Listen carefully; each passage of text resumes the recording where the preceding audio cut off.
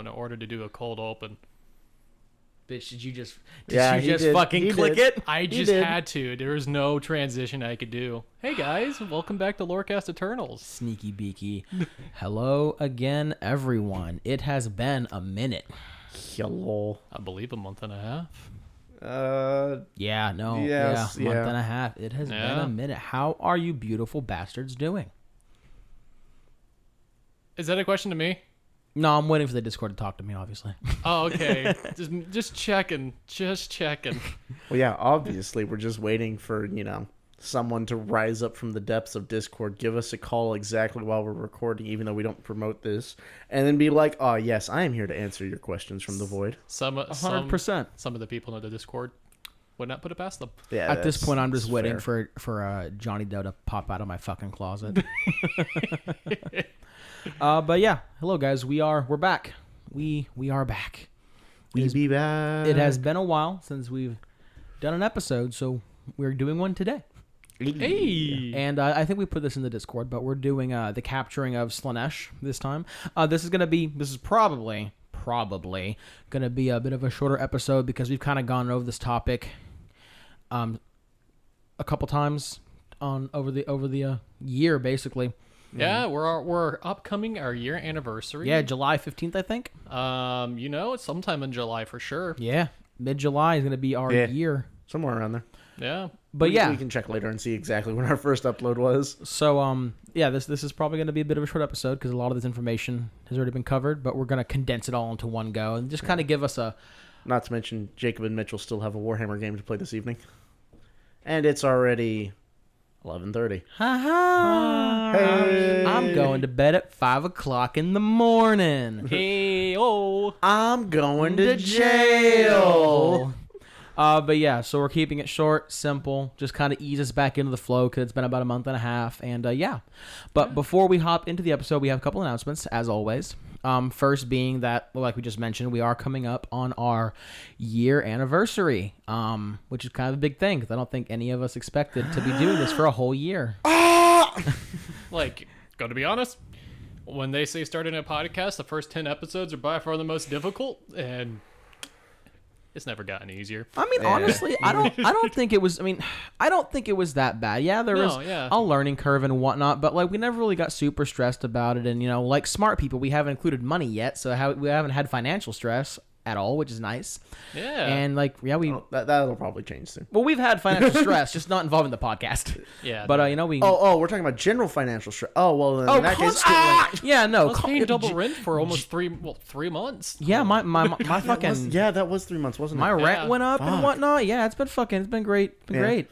Inflation. Yeah, I want to die. At least I'm gonna be helping you pay that rent now. Bacon is like $6 a pack now, and I'm fucking livid. Yeah. And I'm not even gonna talk about gas. Bruh, I'm so glad I have a gas card at work. Otherwise, I'd be pumping. Bro, if they were making you pay gas out of your own pocket, you'd have to be working per diem. Yeah. You'd have to be. Oh yeah. Like fuck that. Anyhow, No, and it would have to be like a $500 per diem. Because I went to, let's hear, I think it was last week. I drove to. So first of all, those cards that have been giving me issue at work that we supposedly got fixed. Oh, the ones that keep fucking not working and you keep not having diesel for your job. Yeah. Yeah. So I figured out why it doesn't work. So the issue that I've been having, the gas station that I like to go to, because they have like one random little like semi truck pump that's off by itself, so I don't feel like I'm stealing from the semis whenever I go and fill up there.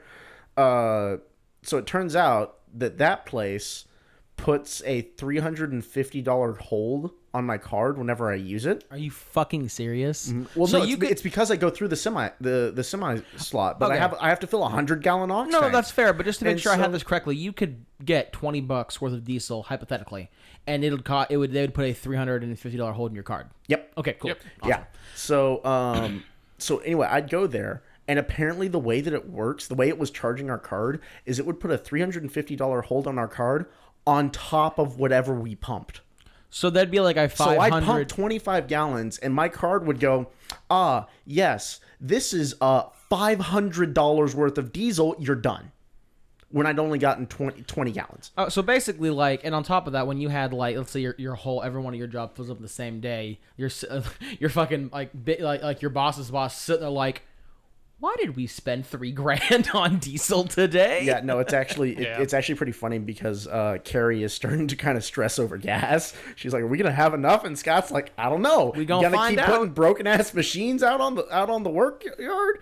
But no, So finally, what I ended up having to do is I ended up having to drive all the way to fucking Page to go get gas at that new gas station that's gone in. Dude, I love that gas station. Oh, it's so nice. But no, I had to drive all the way out there. Was that the one that we got the sandwiches from on our way up here? The one with the Whataburger connected it's to it? the one with the different Whataburger. one. Yeah, no. No, that's the Circle K. I just like going there because like they have good food selection and drink selection. Yay, it's nice. But no, so we stopped there though, and I had to drive all the way out there to go get gas, which is like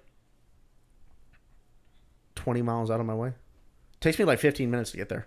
Nice break, right? Yeah. So I guess I think it's about 20 miles out of my way. I used to stop at that gas station to go get bagels on my way to work in the morning. Yeah. No, they got an Einstein Bros in there. It's pretty nice. Dude, it's nice. But anyway, I filled up. So I was running low on gas for my truck, just in general, and I was bone dry on my aux because I hadn't been able to fill up enough gas. So that's probably like 120 gallons of diesel, damn near. Right there. It wasn't.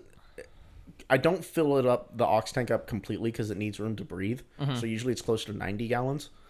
And then my truck has like a 25 gallon tank. I'm thinking a Ford. But I straight up pump 500. Well, because you have a 450, don't you? Well, your work truck is a Ford 450. Yeah. So that has to be a 25 gallon tank. So that's like 110 gallons right there. Yeah. So I pumped. It ended up being $500 exactly.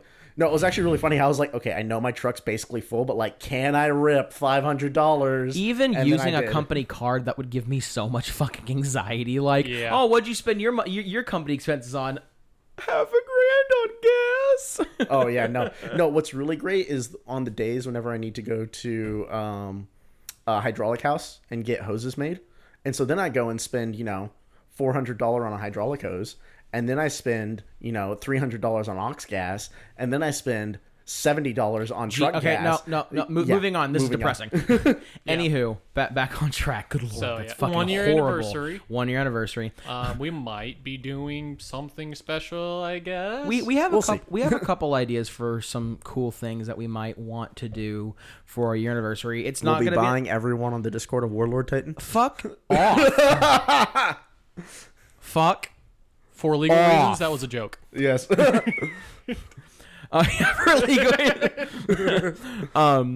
what the fuck? We do have a damn it, Hephaestus. We have a couple ideas. Came up and licked my fucking toe, and I damn near shit myself. The cat's over here like time to find a new kink. But we have a couple ideas. We're not doing we're not going to do a giveaway just because we've done one recently, and we're broke. Yeah. But yeah, so that's cool. That's coming up. And what I was saying is I don't think really any of us thought we'd get to a year and still be having as much fun as we are. Yeah. So that's cool. I just think it's really awesome that we've gotten to this point. We have a really active community, and I would like to take a moment to thank everybody in the Discord because we had our month and a half break and everybody was just having a fun old chat. Y'all are awesome, and I know that month long. Well, everybody's rooting for me to switch to White Scars and wanting seriously just to stab. Listen, Mitchell knows every time he switches his Space Marine chapter, that counter goes down by 1, and he doesn't know the number. But when it reaches 0, I'm gonna hit him with a car. and take all of his models. Here's the important question, though. When he inevitably changes which legion he wants to play in 30K for the 5th time, will that also contribute to the number? Are they Space Marines? Fair. And are they changing? Fair. Then it sounds like they fucking count. Yeah. Okay. Oh no. Oh yeah. Warned. Oh yeah, buddy. I'm fucking coming for your ass. But yeah, no. Warned. Jokes aside, we just really want to say thanks, guys. Like, y'all have been awesome. I know that month-long break was really kind of thrown on y'all because it kind of came up fast for us too, but y'all stayed active, and I know Mitchell was pretty active because he loves y'all more than we do apparently. But I know me and Phil weren't on there too much, but we just really appreciate y'all just talking and having fun and chillaxing and just being good to each other. It's just really cool to see. It's not a huge community, but it's definitely really cool to see. Yeah, one of the things that I'm probably really really proudest of for our community is the fact that, at least to my knowledge, we have had we set up, whenever we initially made their Discord, we set up a list of rules and said, hey, follow these rules, and just like, as long as you follow these rules, everybody will have a good time, be happy, yada yada yada. And I don't think we've yet had a single complaint about I think, anybody like harassing anyone else. I think the only time there's only been two. No, there is one time we've had harassment, and it was when Johnny though put that timer and kept pinging Eminent like every. It wasn't harassment; it was funny as shit. Yeah, but no, it but went like for the, like the 7 Liberator, hours, I think. The Liberator. Yeah. Yeah. For Psycho Sanchez. Okay. Yeah. Okay, so there may have been a couple issues. Well, no, I think the only time that we've actually had like a hey, you'll need to calm down on this just because yada yada for reasons, is when I forget who it was, but they were having that like religion talk. I think it was about Christianity or something like that, and I think me or Mitch had to step in like, hey guys, let's try to tone it down a little bit. And they were like, no, understandable. but it wasn't that it was bad. It just because that could be a touchy topic. And everyone responded appropriately, and yeah. Yeah, and there's definitely been some discords that I know, Mitchell, you and I have been a part of that, like, some people go on their head ass shit, and it's like they get warned 2 or 3 times, and they're like, no, we're just not going to listen. I forget which Discord it was, but this was maybe half a year ago when Mitchell told me there was some shenanigans going down, and it got pretty fucking spicy. Yeah, it was BCS, wasn't it? Yeah. But thankfully we've never had that kind of issue, and yeah, y'all are I just fucking wanted to say awesome. personally that like y'all are doing a great job. So yeah, also I'm gonna let Mitchell talk because we keep interrupting him and he's giving me the crazy eyes. Yeah, but like fuck this guy. So I mean much. that's fair. And he's here to say, tell me more about your work that I'm trying to go down. Yeah. We also, we kind of just showed up to War Games Con. We didn't really make an announcement other than on the Discord. It's like, hey, we're here. Oh yeah, those pictures. Yeah, we were at our we were at our first tournament. Like I guess as Lorecast. I mean, not that anyone knew. It was totally just us 3 being there. Yeah, we kind of just showed up and then harassed our local game store manager who was also there, and then we harassed another couple friends of ours. Yeah. Jacob almost got like fucking tackled by one of our friends. Oh yeah, no, I was in that building for like 45 seconds, and our friend came in, like gave Mitchell a hug and gave Phil a hug, and then I was gonna give him. He was like, "No, big boy, you carry me," and he fucking jumped on me, and I was like, "Fuck, I can't see if he lifted his leg," so I just leaned back and picked him up because I thought he was princess carrying the dude around. I thought he was like actually jumping on me, and I was like, "Oh shit!" And then I almost fell. And we were both just like, "Ah!" Yeah, and he was like, "Wait, what's going on here? This wasn't what I wanted to do." And Jacob's just standing there, and he's just like, "Yes, I am the man in this relationship. This is what you wanted. Look at what you did." Yeah, it was amazing just to go into this the tournament and like go look at the painting competition. Oh my god, they're so good. Dude, okay, I really want to say this: Age of Sigmar tabletop games look so much nicer than the 40K. There was a ones. table that I forgot to take a picture of, and I don't know if it was like it was 2 big spires. Those big spires. Yeah, I don't know if I don't know. Massive. I don't know if that was officialized terrain or if someone made those things, but they were huge honestly, and they were fucking gorgeous. You know what they looked like to me? They looked like somebody had taken oh damn it, I'm gonna forget what those are called. The big like bulbous Tyranid thing that almost looks like an egg from Aliens. Yeah. Like it looked like they had taken one of those and put them on top like of those the fire. fucking spore mines. Yeah. No, I guess, seriously, I don't know. you're the You're the Tyranid expert. I mean, the only thing that I can think of that looks bulbous are the spore mines, but those float.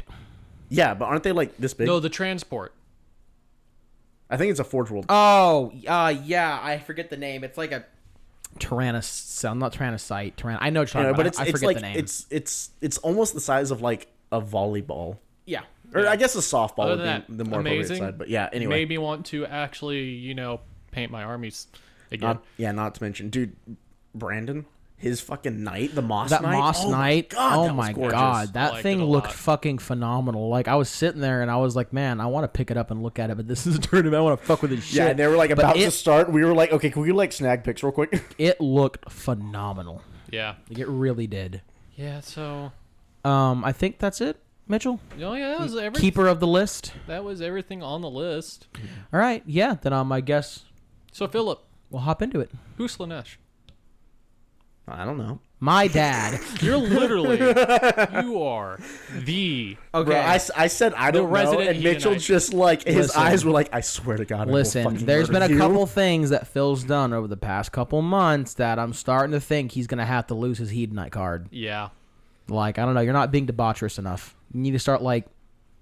Don't. Don't even finish You that need- you sentence, need to 'cause start- I'll do it. Okay, Mitchell has 2 perfectly sized cats, and I'm just saying you know what to do and where to Hey, stick what. Okay, hold up now. Hephaestus is already licking your toes. He's already initiated. Bro, stop.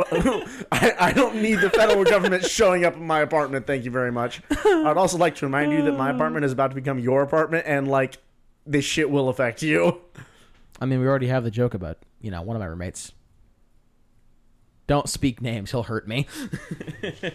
Yeah. Oh, my God. Why would you even bring that up?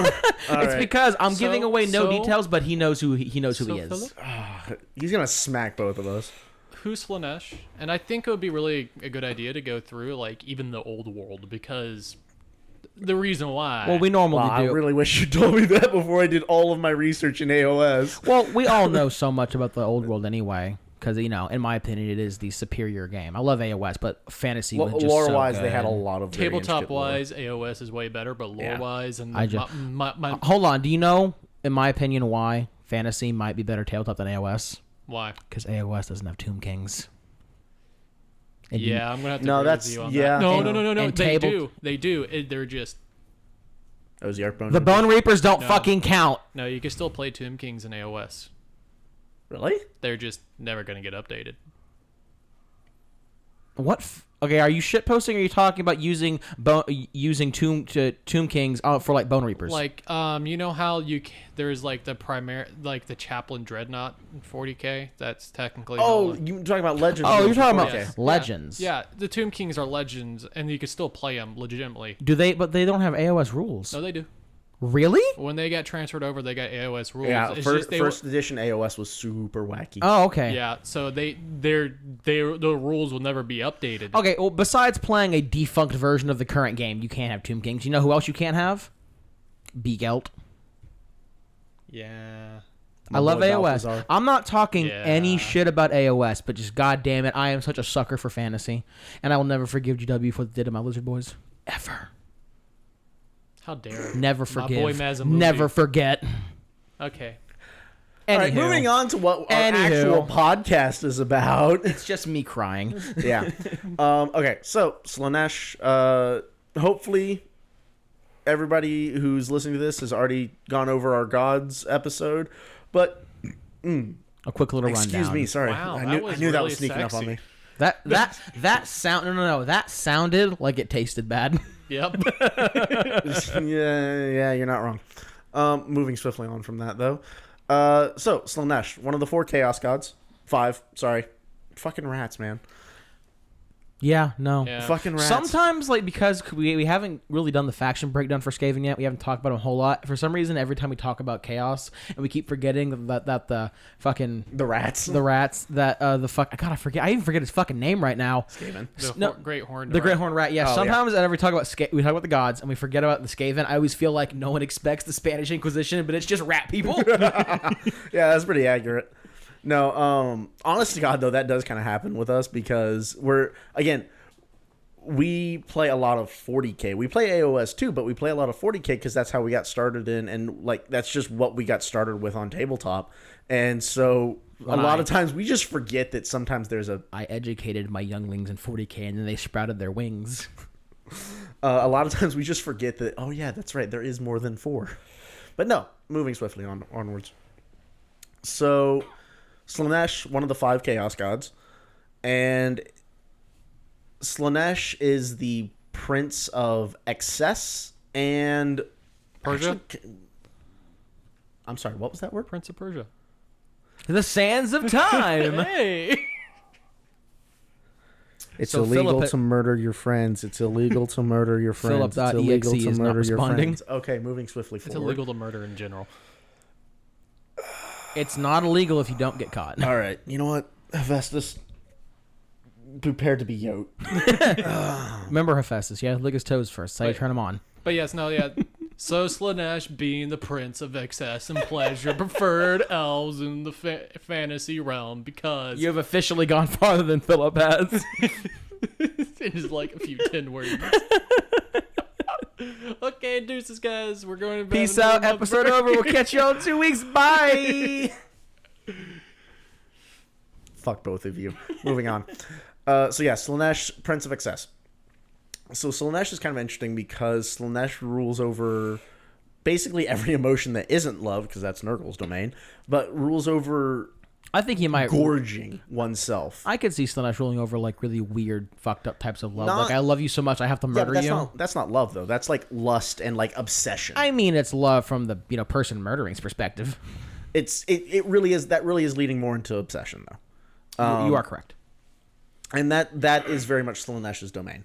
And that's the same reason why Slaanesh is so invested in consuming elven souls. Because the elven's people are very in tune with their emotions. It's very similar to the 40k way of doing things. Excuse me. Jesus Christ, that Whataburger's come back with a fucking vengeance. Do you need some Tums? No, it's just I keep burping. I'm the one not. I know, it's amazing. Weird. It's Oh wacky no, as hell. Mitchell, you are the one burping. We're just fucking waiting for you to start. Yeah, exactly. So Man, start shaking the walls. the elven people are very in tune with their emotions. They feel very strongly. They're exceptionally passionate due to their long lives. Like, because they live so long and they have kind of a slower perception of things, the emotions that they feel are stronger and last longer. And they also have a tendency to indulge in them more. Yeah, Yes. if I remember correctly, Like don't gigantic orgies. the elves tend to gravitate pretty strongly towards not only passion but also like obsession and things of that nature? yeah, and again, it's Which are- because they're so long lived that they pick something in life and that is what they focus on for their life. I just know obsession tends to be one of Slaanesh's top 3. Yeah. And so, of course, Slaanesh comes around and is like, what's this going on? Oh, this is like an entire race of people that are like super fucking obsessed with everything they do. Oh, yeah, that's some tasty shit right there. good and tasty. Exactly. Yeah, so when Skaven blew up the moon, and every elf promptly fucking died. When the Skaven blew up the world moon. exploded. When the Skaven blew up the moon and then chaos disintegrated what was left. Yeah. All that Yeah, all the elves died. Slaanesh just had an absolute fucking orgy and just consumed because, interesting fact, orgy does not mean a bunch of people having sex. Orgy just means a bunch of people doing the same exact thing. I can just see all of the elves dying once the world that was like exploded, and Slaanesh just sitting there doing the is for me face. Is for me. Yeah, no, that's exactly what happened though. And Slaanesh just slurped all of those souls right down and consumed everything. And Slaanesh actually got so fucking fat off of them that Slaanesh became incapable of exerting all of his full and complete power. Just because he could, like, proverbially, he couldn't move a fucking muscle. Well, he was so fucking fat. But in that singular moment, he was actually more powerful than Tzeentch and Khorne. Yeah, And Nurgle. this is why we always make the joke that it's a 13-pound brisket. Yeah. Like, you Like, ain't doing anything after that. If you eat a 13-pound brisket, you are the strongest person in that room, but you're not going to be doing anything for the next 3 days. Yes. Yeah, and that's exactly what happened. Except instead of it being like 3 days, it was more like 3 million. Well, years. If I remember correctly, when Slaanesh ate all of those elven souls, he garnered so much power from it. It was basically that Slaanesh would be the strongest of the 4 in perpetuity because of it. He had garnered so much strength that if he was able to actually like digest it, basically, he would be de facto the strongest chaos god forever. Yes. Yeah, no. And Tzeentch was like, "Nah, bitch, not in my house." Yeah, Tzeentch did not agree with that, and neither did Khorne. So Slaanesh crawls into a hole to proceed to digest this giant fucking meal he just had. And What's actually funny before you continue is I know that whenever Slaanesh ate all the souls, he did not expect that to happen. He was like, "Oh, Jesus Christ, I didn't think this would be such a big meal," because he did not expect to be that just absolutely overcumbered. yeah, over-encumbered. Over-encumbered, yeah, Or sorry. encumbered? Anyway. Enter in, whatever. You know the Grammar aside, so Slaanesh crawls into a hole to begin digesting this food. And actually, he doesn't fucking move from that until the Chaos Gods find the Mortal Realms.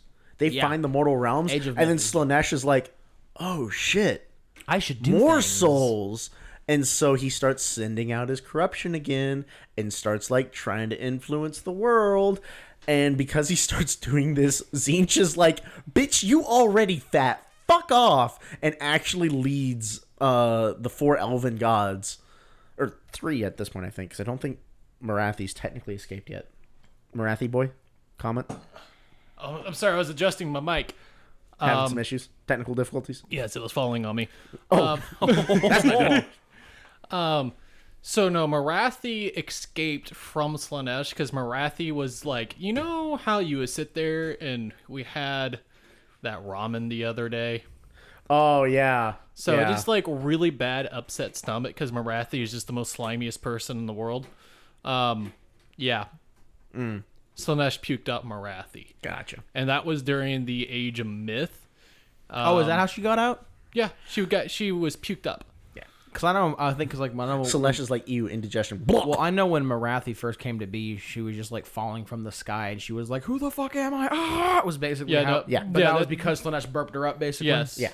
Hence why Morathi had so much knowledge about Slaanesh, and the reason why Because she was Morathi was almost a shard of Slaanesh at that point. Yes. Also, that's the reason why she has her snake form, because that she is corrupted by Slaanesh because of that. Man, Slaanesh picked like the absolute shittiest fucking elf to throw up. I know, right? Yeah. Also, this is the reason why when Morathi gets more power, Slaanesh also slightly becomes more powerful as well. Because there is a connection whether Morathi likes it or not. Yeah, there is a connection. Yeah. I'm going to go back to fixing my mic. You have fun with You that. do that.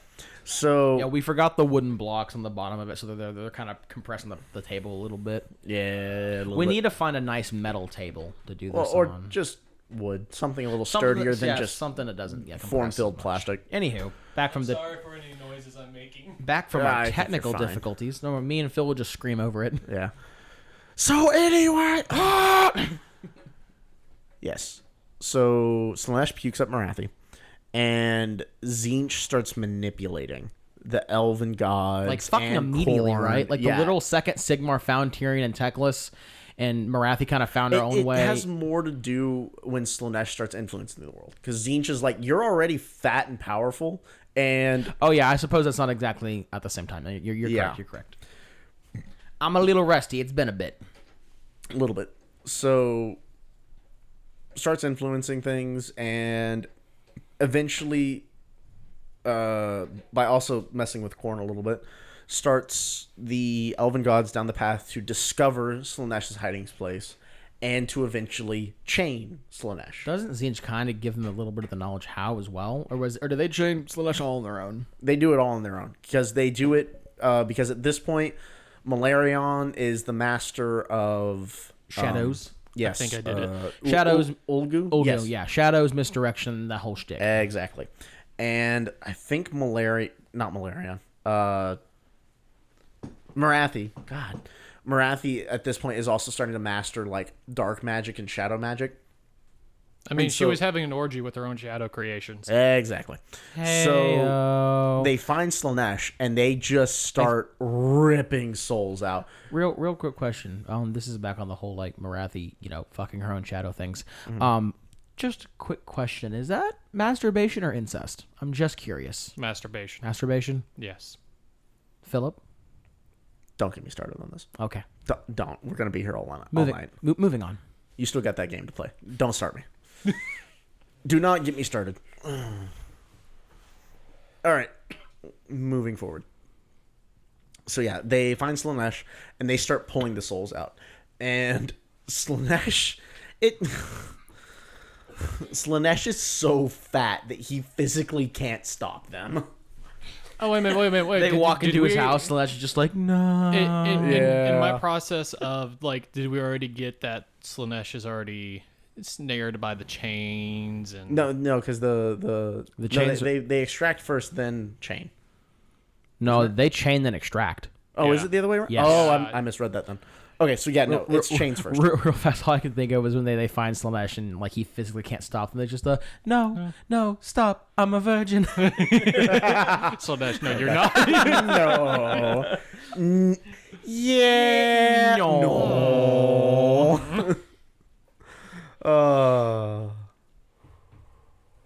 Yeah, but no, yeah, so you sit there and, chained up, real BDSM style.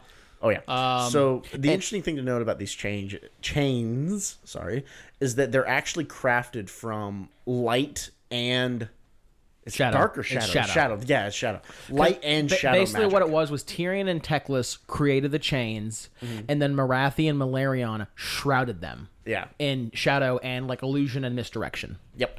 So even if Slaanesh somehow managed to like find the chains, trying to figure out how the chains worked would be impossible because the chains would be like, yes, I am a chain. I'm a cheeseburger now. Yeah. And now I'm a cow. And now I don't know, the first dildo that Slaanesh ever found. I don't fucking know. Yeah, so that's another important thing to note is that the light was in the magic that was used to cast was extremely pure. Yeah. Because it used the essence directly from the edge of the realms of their respective power. It's basically bound by light, shrouded by shadow. Yep. Is how it went, basically.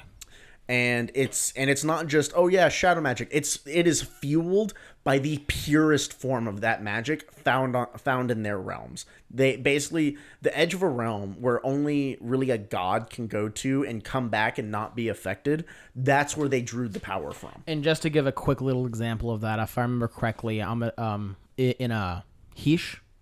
The realm where the elves reside, is when you get to like the edge of that realm. If I remember correctly, because I know we went over this, it's basically like the magic is so pure that it'll just it not only will you be blinded, if you go further, I think it'll just like burn your physical form to like nothingness. Yeah, and it like drives you insane. Which is why Alarion isn't actually like physical. He just a soul bound to armor. Because I'm pretty sure he went too far and just got fucking disintegrated. Yeah. Yeah. But his soul was strong enough or pure enough to like still remain in the mortal realm. Something like that. Hashtag next episode. Yeah, maybe. Realm lore faction deep dive. But yeah, You're all staring at me. Why are we staring at me? To make because you uncom- fixed your microphone. to We're make- waiting for you to talk to make No, sure I'm it just works. trying to make you uncomfortable. Huh? Okay. I can see into your soul, and there is nothing in there. Hey. Yeah, but so after I think it's a very much of a understated event, because when we look at this event of all the souls being extracted, we got to that part, right? Yeah. Well, yeah, no. We just finished talking about Slaanesh has been chained. We explained that that you got chained, what the chains are made out of, and you got to think the time gap between Slaanesh being chained and Slaanesh starting to fuck with the chains is like basically thousands of years. Yeah. Actually, that is another important thing to know is where Slaanesh got chained. So Yes. the location of Slaanesh's prison is actually in the same pocket dimension that Slaanesh made so that he could digest his food. Like literally, they were just like, well, we were the first ones to find you. Nobody else can really find you, not even your own demons. So Fuck fuck it, good enough. Yep. But I forget. What's the name of that place? I don't think it has a name. I think it's just like the place where Slaanesh is chained. the no space? Actually, I think that sounds right. Yeah, Something like that. it's something about like It doesn't have like a specific the nothing title, night. but they refer to it as like a no space or something like that. like it's in between realms. Yeah, it's one of these sub Which, realm. if you locations. remember, these realms are kind of like floating in space. So it's like, imagine floating rocks, okay. like an asteroid belt. I think it's Olgish, the hidden glooming. No, because it's No, that's how you like. That's the physical connection to it. yeah, But the actual location itself is kind of like a pocket dimension. yeah, Pretty sure. it is a pocket dimension. Yeah. Jacob is quickly going through his notes to make sure that I am in fact horribly wrong and is going to rip me a new asshole whenever he finds out the correct answer. Yes.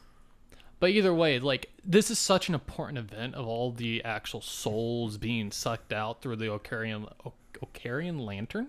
Yeah. Because this is where This is the rebirth of elves. it really is. This is how you this get is the Lumina reason from. why elves are still a thing in AOS. Because before this, I think they were in very, very small numbers. Yeah, basically the ones who managed to slip through the cracks and survive based on nothing more than sheer dumb luck. Yeah, and then the reason why that exists is because Games Workshop didn't want to get rid of all the models for Cities of Sigmar. Yeah.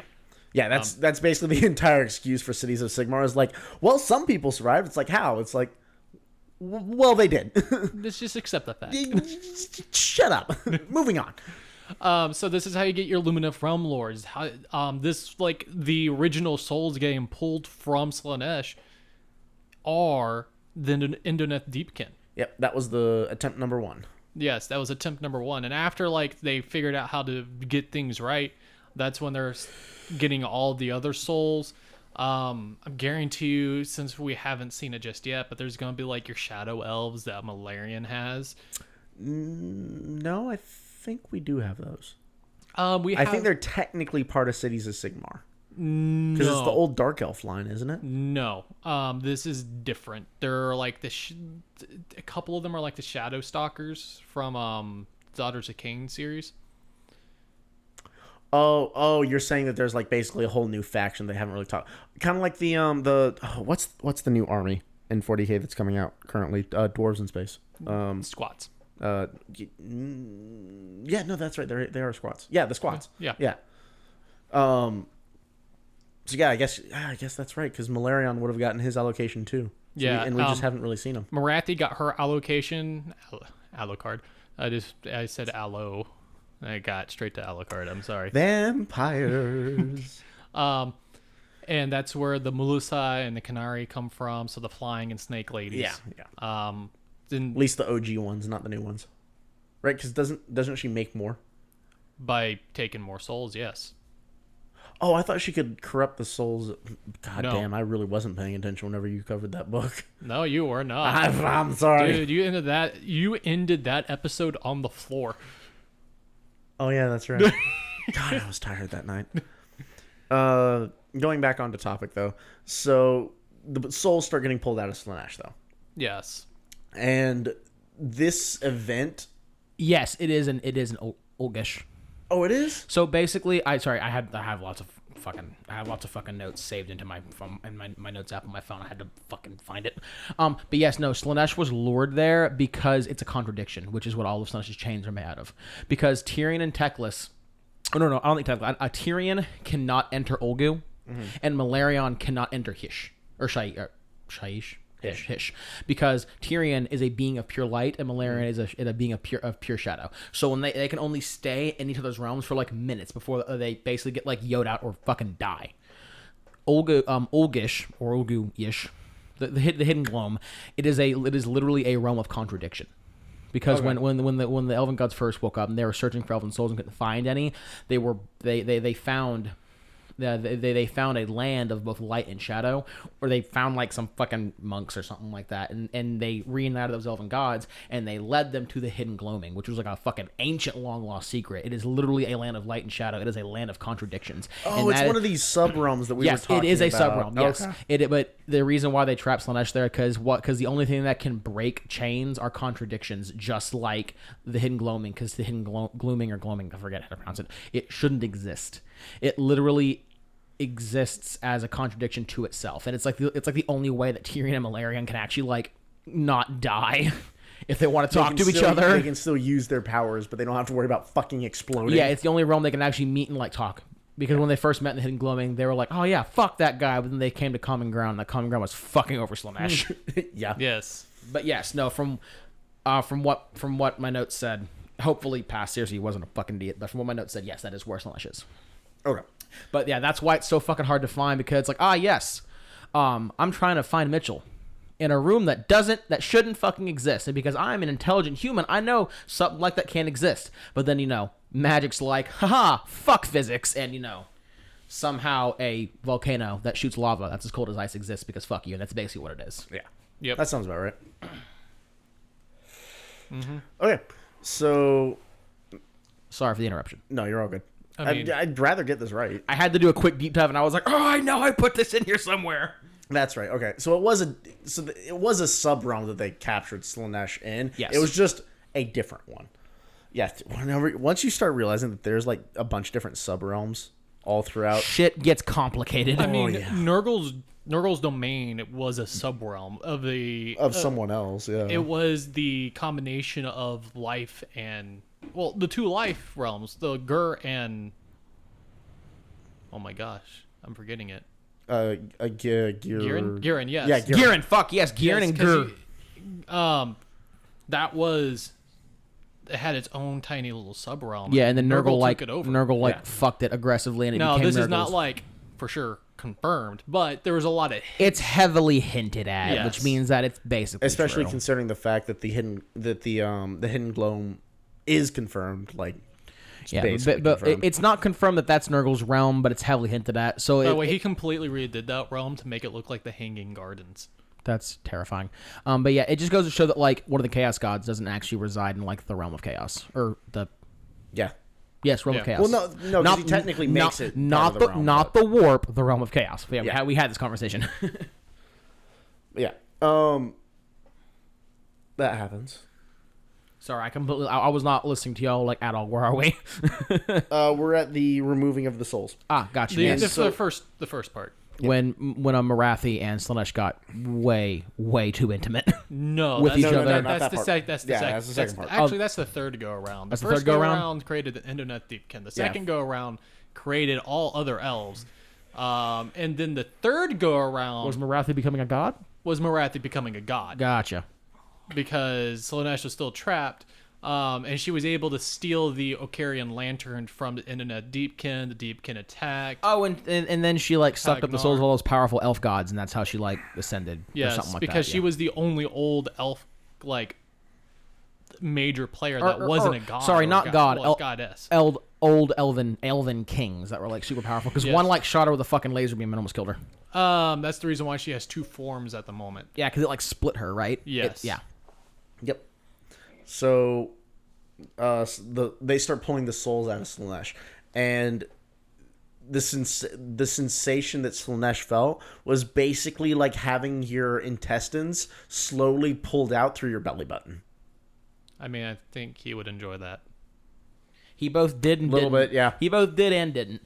And wasn't the spiritual loss was like losing a loved one, right? Was what was how it child. was described? Your own child. A child, yeah. Yeah. But because Slaanesh is fucking horrible, he both loved and hated it. Yep. That's exactly what happens. Wait a minute, the third go around was Marathi entering Slaanesh and eating elven souls. Yeah. Yeah. Yeah. So they remove a bunch of the souls, and then they just leave Slaanesh locked up. So then over this period of time, they get the initial batch of souls, which is the Deepkin. They get the next batch of souls, which are the Realm Lords and everyone else. And then Marathi comes back, does her thing, and leaves. And then they just leave Slaanesh alone. Just leave them there. I mean, because they're like, chained, fuck you. chained We with got what we wanted. Yep. But yeah, and he is currently working to breaking these chains. Yeah. So there's Yes. 4 primary chains. And Do we know that? I know there's a fuckload of chains. We just don't know how many there are actually. I think there's supposed to be 4 primary and then a shitload of minor ones that you have to break a bunch of the minor ones Gotcha. in order to unlock the big ones. Well, I know he's broken 2. Shit, now which I'm not sure. God I know for a fact he's broken 2 of his chains, which we'll get to in a little bit. Yeah, well, the other issue with saying that there's like 4 chains or whatnot is like, yes, at one point they do say, yeah, there's thousands of chains. The issue is that a bunch of those were broken during the Necroquake. Yeah, reality got rewritten. Thanks, Nagash. We'll get to that. We'll get to that. Yep. So the point is that 2 of the big ones have been broken. Yep. And there's more. And The number is a to be determined. yeah. Probably So- in the next edition when Slaanesh gets out. or at least, well, yeah, during his 3rd edition update. Yeah, my big prediction for AOS 4E, because we're in 3E, right? We're in 3rd edition Yeah, right my now. my but big the- my big prediction for 4E is gonna be like the big like the big entering for 3E was Dominion, I think, right? The big I think for 4E is gonna be Slaanesh breaking out and Oh, Slaanesh it's going to be demons 4.0, not 4.0. Yeah. My big thing for 4.0 is I think it's gonna be Slaanesh breaking out and like shit's gonna get real. Yeah. So, these chains. Okay, sorry. The chains do contain Slaanesh. The important thing to note about that is it's not just like Slaanesh is sitting there like, oh, look at me, I've been chained to a wall. This sucks. No, these chains are like constantly inflicting pain. Slaanesh is not having a good time. It is not like the time Unless my he is. brothers duct taped me to the wall. God. I fucking forget that your brothers did head ass shit like that all the time. Dude, so Matt Matthew once got wedgied up a flagpole. Really? Yeah. Really? Yeah. Really? I'm not kidding. What the fuck? And my brother David would sit there and tie our hands together. That's and so unoriginal. would, It almost makes me mad. Yeah, like tie our hands together with duct tape, our feet together with duct tape, and throw us in a pool and say swim. No, of course it was a kiddie pool. It's not like 6 feet deep. It was like a foot deep, but we're like So like 3. attempted murder with extra steps. Yes. Yeah, What no. the fuck? Well, I'm just gonna take a minute to think on that and be Yeah, happy that really. I am in fact an only child. Same. What fun times did you and your brother have? Manslaughter. It's kind of difficult. Crap. What is it called? What type of side? when you- what yeah. type of side is killing your brother? It's not patricide. That's It's not father. homicide. Filicide? Filicide is children. I thought that was in Sybilcide? no. Google. Google's our friend. Yep. Slaanesh would like to know. So, crap. Where were we? I am struggling. I'm getting tired. Somebody help. Where were we? That's not helpful. I'm making noises to pass the time for a second. Chains. Yes, right. Okay. I remember where I am now. So these chains are constantly inflicting pain, and basically what they're trying to do is they're trying to keep Slaanesh's mind so occupied at all times that Slaanesh can't divert his attention to try and break out. Okay, which one is it? Fratricide. Fratricide. I was close. That Fratricide makes is sense, like fraternity. Yes. fratricide is killing your brother. Sororicide is killing your sister. Can I make a sorostitute joke? Sororitudes. I still like sorora slut. Keep it a buck. Yeah. Anyway, that gets no context, by the way. We're just going to move straight on from that. You get no details on what the fuck just happened. Yep. So It's like how we were introducing me as Birdman, and we never said it again. I think yeah. I think white cheddar was thrown around somewhere. Yes. somewhere in there. Anywho, the elven god sucking out the souls from Slaanesh. No, we're past that. Are we? Yeah, we're past that. So Dude, these paying chains. we're all paying attention to We're each just other. fucking Yeah. floundering. I think it's okay. No. The chains, right? Yes. We're on We've the been chains. talking about the The chains for the chains- past Good 10 minutes. God. Okay. No, I'm good. So The chains are designed to keep Slaanesh occupied. They're designed so that Slaanesh inherently can't see what they are, but also to inflict so much suffering on Slaanesh That he can't really concentrate. He can't concentrate on them enough to really unravel them. I think it also more or less keeps him blind to the mortal realms, at least partially. Yes, kind of. The issue is that Slaanesh eventually gets to the point where he's like, I'm kind of tired of this. So he starts cutting off little pieces of his soul to go try and figure out or devoting pieces of himself rather to figure out what the chains are, how they work. And so his primary consciousness is still very much under the effect of the chains, but now that's how he's starting to slowly ooze out. Yeah. No. Is this how we're getting the news? I'm sorry, I'm choking on air. Dude, I don't know. I live a hard life. You work in a fucking office. I know, but I choke on air. He works at an office because Bruh. he's too inept to do anything else, or he'll fucking die. Is this how we're getting all the new Slaaneshi demons?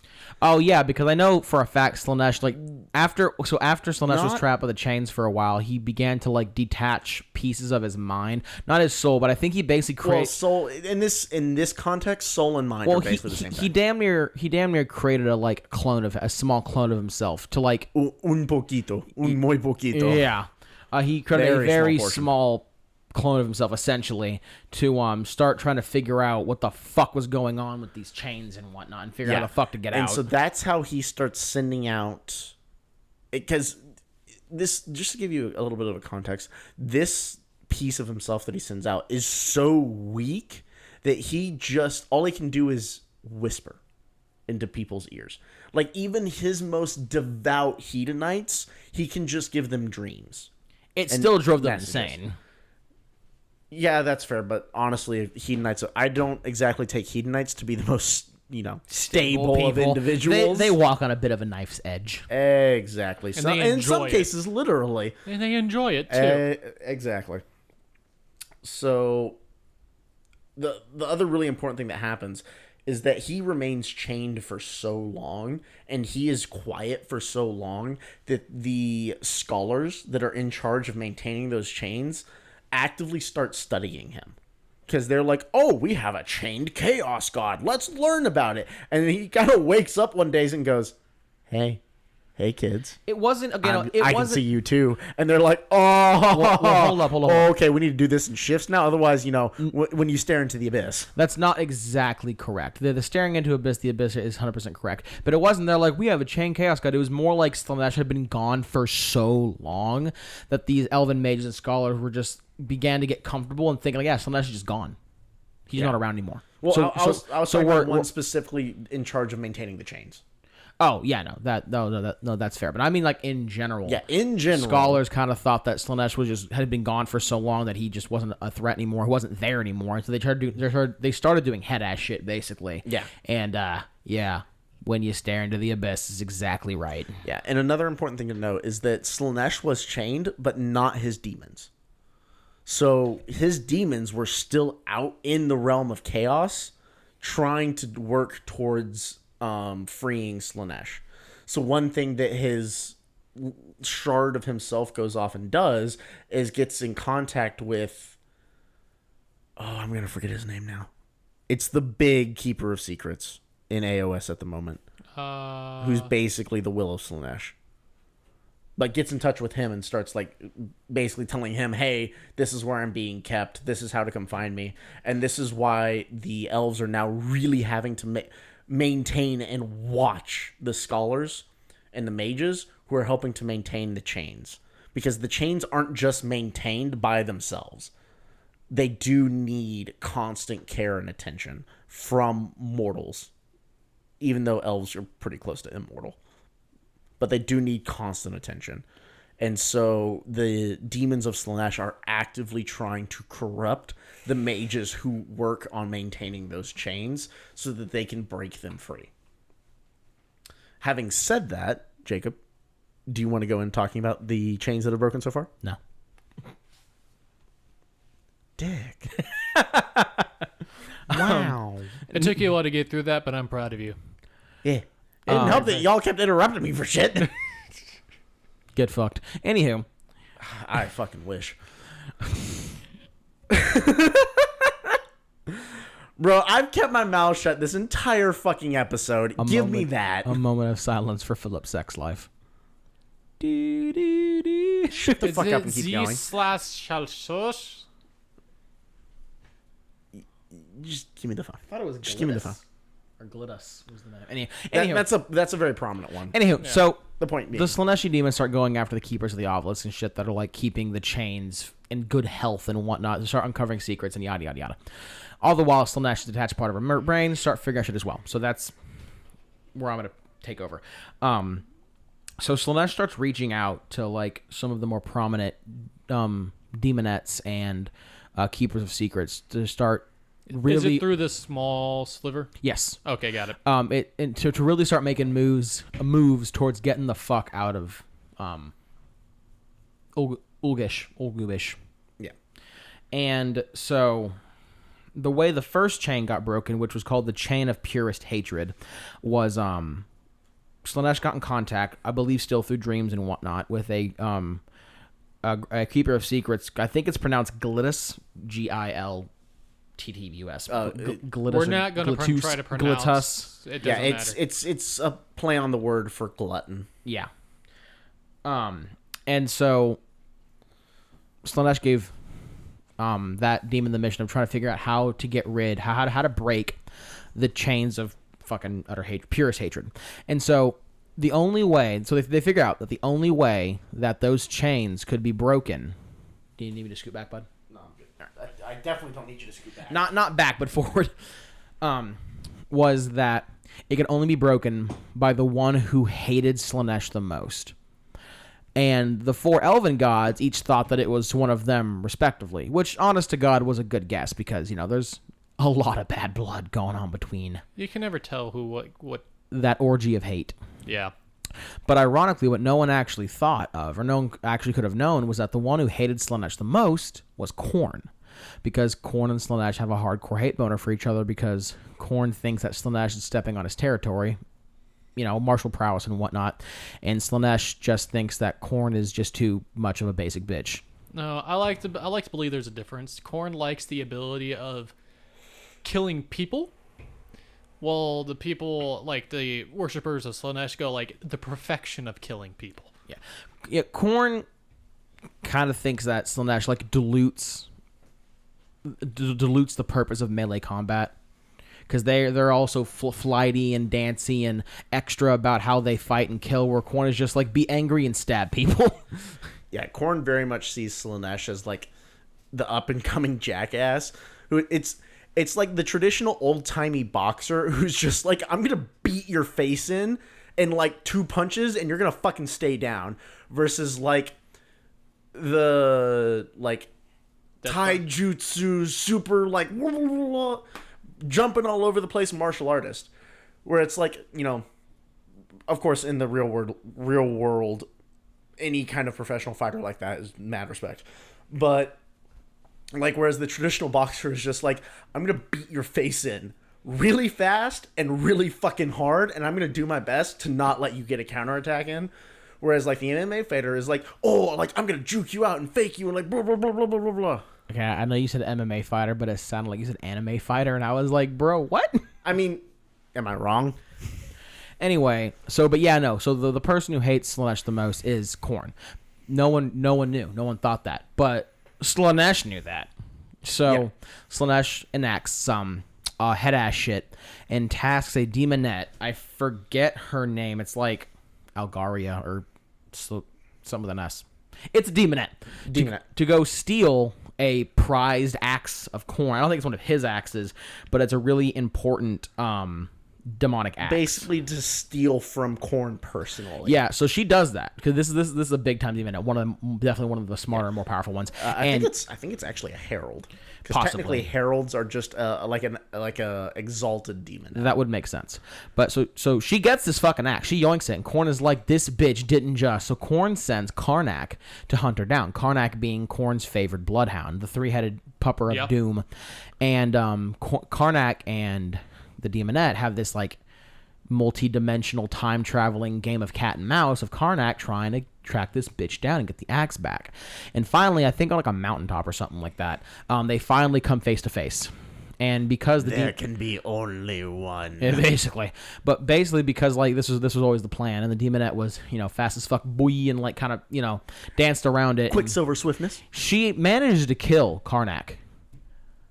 And Korn's not happy about it. Korn is never happy. Because an important thing to note at this time is that at this point in time, Korn is the most powerful Chaos God. Well, so like the best way I can explain it is this. Obviously, Korn is the god of rage and blood. He's always angry, right? So it's going to sound weird when I say this, but just think about it. This actually made Korn mad. Yeah. Like for someone that exists perpetually in rage, like how angry you have to be to actually be mad. Yeah, no, that's one of those like, that's my secret, Cap. I'm always angry things where it's like, yeah, Bruce Banner's usually pretty fucking angry. And then he goes Hulk. Yeah. And then he's really fucking angry. So Korn basically screams his rage into the void, and it shakes the mortal realms, it wakes up trillions in a cold sweat, quivering in fear from just the pure bombastic rage that Korn spits into the void. Some of his lesser cultists, they are literally filled with so much rage that their heads explode. And the act of him doing this actually broke the chain of purest hate, because Korn managed to shake basically the dimension, the worlds so much and put so much of his rage into it that it actually satisfied the conditions to break the chain of purest hatred. Yep. And the second that chain broke, I don't know if it's like one of the I'm not actually scratch that. It said Slaanesh. That's stupid. Slaanesh reforms that chain, but with illusion, specifically to make them think the chain is still there. Yep. But it's just illusion. And so the second chain, I think that's also the point at which god damn it, what's his name? The mortal Sigvald. I think that's also the point where Sigvald escapes. I think no. No, I got that wrong. No, it didn't. The scream itself didn't break the chain. The scream toppled the obelisks that were keeping the chain in check. But only Korn's rage could break those obelisks, which then led to the chain breaking. That's what it is, actually. Yeah. Because these chains are actually anchored to something. It's Yes. not just like random wibbly wobbly, timey wimey magic bullshit. Yeah. Nice Doctor definitely. Who. Yeah. Yeah, dude. That episode's still one of my all-time favorite episodes. Which seasons have Angels. It's it's where they first introduced the angels. It's The Weeping Angels. Yeah. Yeah, It's when he coins the term wibbly wobbly timey wimey stuff. Yeah. Yeah. Anywho, the next chain going forward that gets broken is the chain of utmost betrayals, which basically Slaanesh figures out can only be broken by acts of extreme acts of betrayal, right? So Slaanesh is like, how can I get this to work in my favor? So Slaanesh starts seeding cults. Not even necessarily just Slaaneshi cults, but just chaos cults in general. Yep. All over the fucking 8 realms. Everywhere. Building them up, making them stronger, spreading them out, garnishing his power, just for time and time and time until finally, I think it's called the time of tribulation. Let me check. Yeah, it's during the time of tribulation. Yes, time of tribulations is when all of these cults basically go active at once. Yep. And shit gets crazy. An important thing to note is that this is during the Age of Sigmar, and Yes. the storm hosts have already been around for a while. And ironically, it was mainly the. That's important to note because the storm hosts feature heavily in this. It was episode. mainly the Stormcast that caused it, because basically all these cults pop up, right? And the majority of them were in cities of Sigmar. Not all of them, but the majority. And the Stormcast colonels were like, how dare these jive turkey motherfuckers, and just start fucking killing one everyone. specific storm host in particular. It's because they're at their storm keep. Because a city is, I'm pretty sure it's at a specific storm keep that their city is located around. Don't give me that stink eye. So yeah, I know what you're talking about. That was definitely that was one of the worst ones, but it wasn't the only one, because this happens all over the fucking realm of Sigmar. This does happen everywhere, but that's like the big contributor that they cite. I hope there's the nice Excelsior. I don't remember. Off my head. But yeah, so the Stormcast start going out in droves to put down these cults, and in their, as it's coined, righteous fury, innocents get caught up in it. Yeah. And it's not necessarily intended, but this is also kind of plays into the fact that at this point in time, the Stormcast are starting to noticeably lose pieces of their personality because of the reforging and Nagash being a dick. And so there are some cults that go down relatively easy, some that really don't, and there's some where there's no innocent casualties, some where there's a lot. But when this happens on such a grand scale, it really adds up. And one specifically, as I forget the Stormhost name, but the one that Phil was talking about, where basically the Stormcast kill everyone in the city, basically. Yeah, they fly into such a righteous fury that they basically lose control of themselves for a minute, and they slaughter the entire city. Yeah, it was pretty fucking bad. And like I said, this happened on such a grand scale that it sent like a backlash of emotion and whatnot over into the world, which got to the chain and broke it, which once again was then replaced immediately with illusions. Yep. And those are the 2 chains that are broken right now. But then the next can happen that didn't break chains, but is definitely going to be leading towards more getting broken, was dun dun dun dun Nagash being a fuck up. Yep. Also, hashtag the Necroquakes. Yes. So when Nagash, and we went over this in the Soul Wars, but when Nagash caused the Necroquakes from his Black Pyramid bullshit going wrong, which realistically is the Skaven's fault as well, but it was such a conflux of magic and of magical power. It literally rewrote the rules of reality throughout the 8 realms, and even like the realms of chaos, damn near. Like, that's why magic started going haywire so bad. Is it wasn't just like, oh yeah, magic is everywhere. It basically be akin to like something happening out in deep space that was so powerful it started changing the laws of physics. Yep. Is basically what happened. Yeah, that would be like, to give you an idea of how just monumental that is, that'd be like the speed of light changing. Like, that shit don't happen. Yeah, no, like 100%. It was horrible. There's a reason the speed of light is the one constant in the universe. At least until somebody proves it isn't. So as basically the laws of reality were changed across all of the realms, it fucked with the Realm Stone of Olgu, which was used by Malarion to shroud the chains in shadow. And those shadows broke temporarily on like all of the chains. Yeah. And Slaanesh was like, oh, and basically took a mental snapshot of every single chain. Because the chains were reshrouded and fixed pretty quick because, you know, elves do magic real good. But in the time they weren't, Slaanesh committed every single chain he saw to memory. And I'm going to assume they will be coming up again very soon. Yeah. And that's why we think pretty strongly that the next, probably not for the Hedonites 3rd edition release, but going into 4th edition, Slaanesh is probably going to feature very heavily. Yeah, because basically what that means is like the secrets of every single chain was revealed to Slaanesh and he remembered them. Now he just has to get to work to breaking them, which isn't going to be it's just going to be a long process, but now he knows.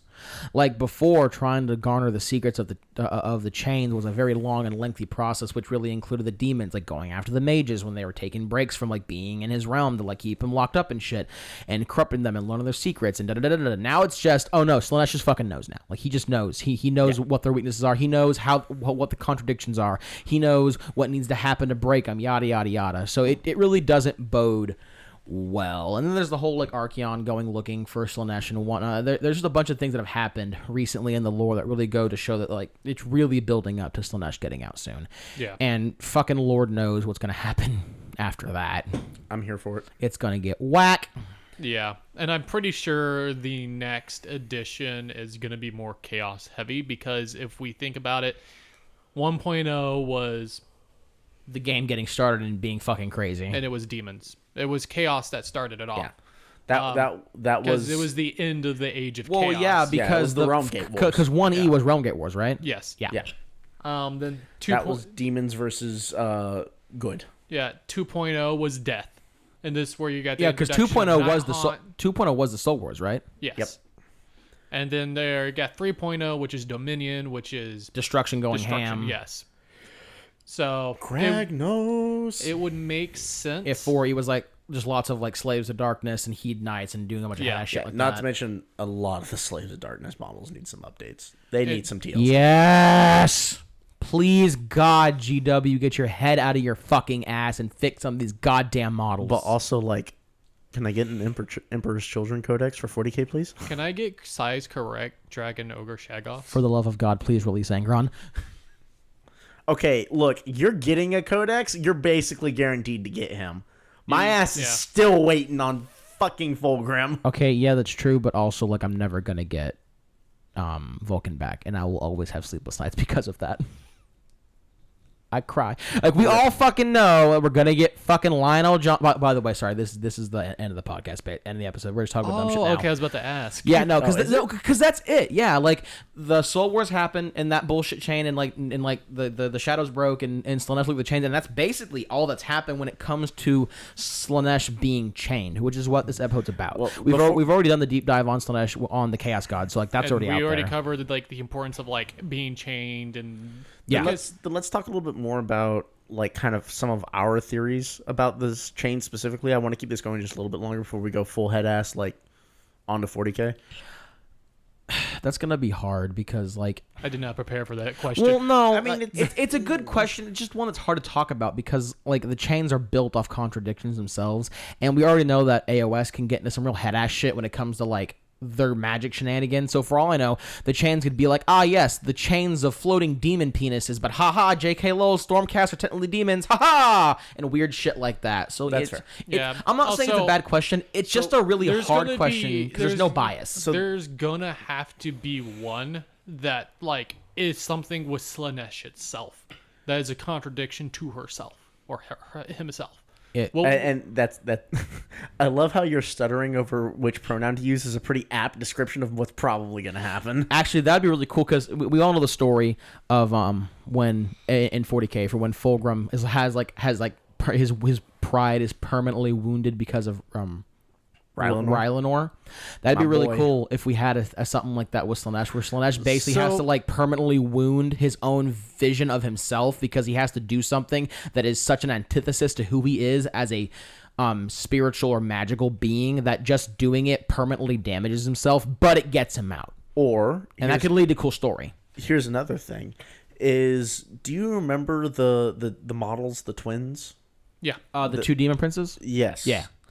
So there's something interesting there because going back to the whole contradiction thing, Slaanesh itself is a contradiction because even though in AOS they almost exclusively use he as the pronoun to describe the Prince of Pleasure, Slaanesh is usually depicted as a hermaphrodite.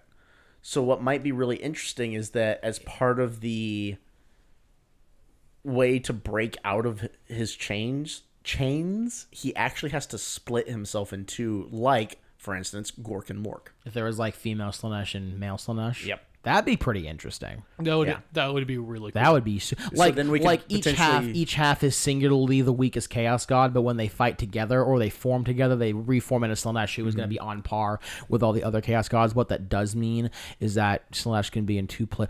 Ooh, what if because he splits his power in half, that means he can be one of the only chaos gods that can actually at least partially manifest in the realm? That's what I was. Would gonna say that is not be fucking terrifying? Is that we could potentially see like aspects of Slaanesh Or an avatar of Slaanesh, like an honest to god, like this is just mini Slaanesh. Yep. Oh, that'd be fucking awesome. Here's another thing: is that, oh god, rattle me bones. Nagash. Nagash. Spin the wheel. No.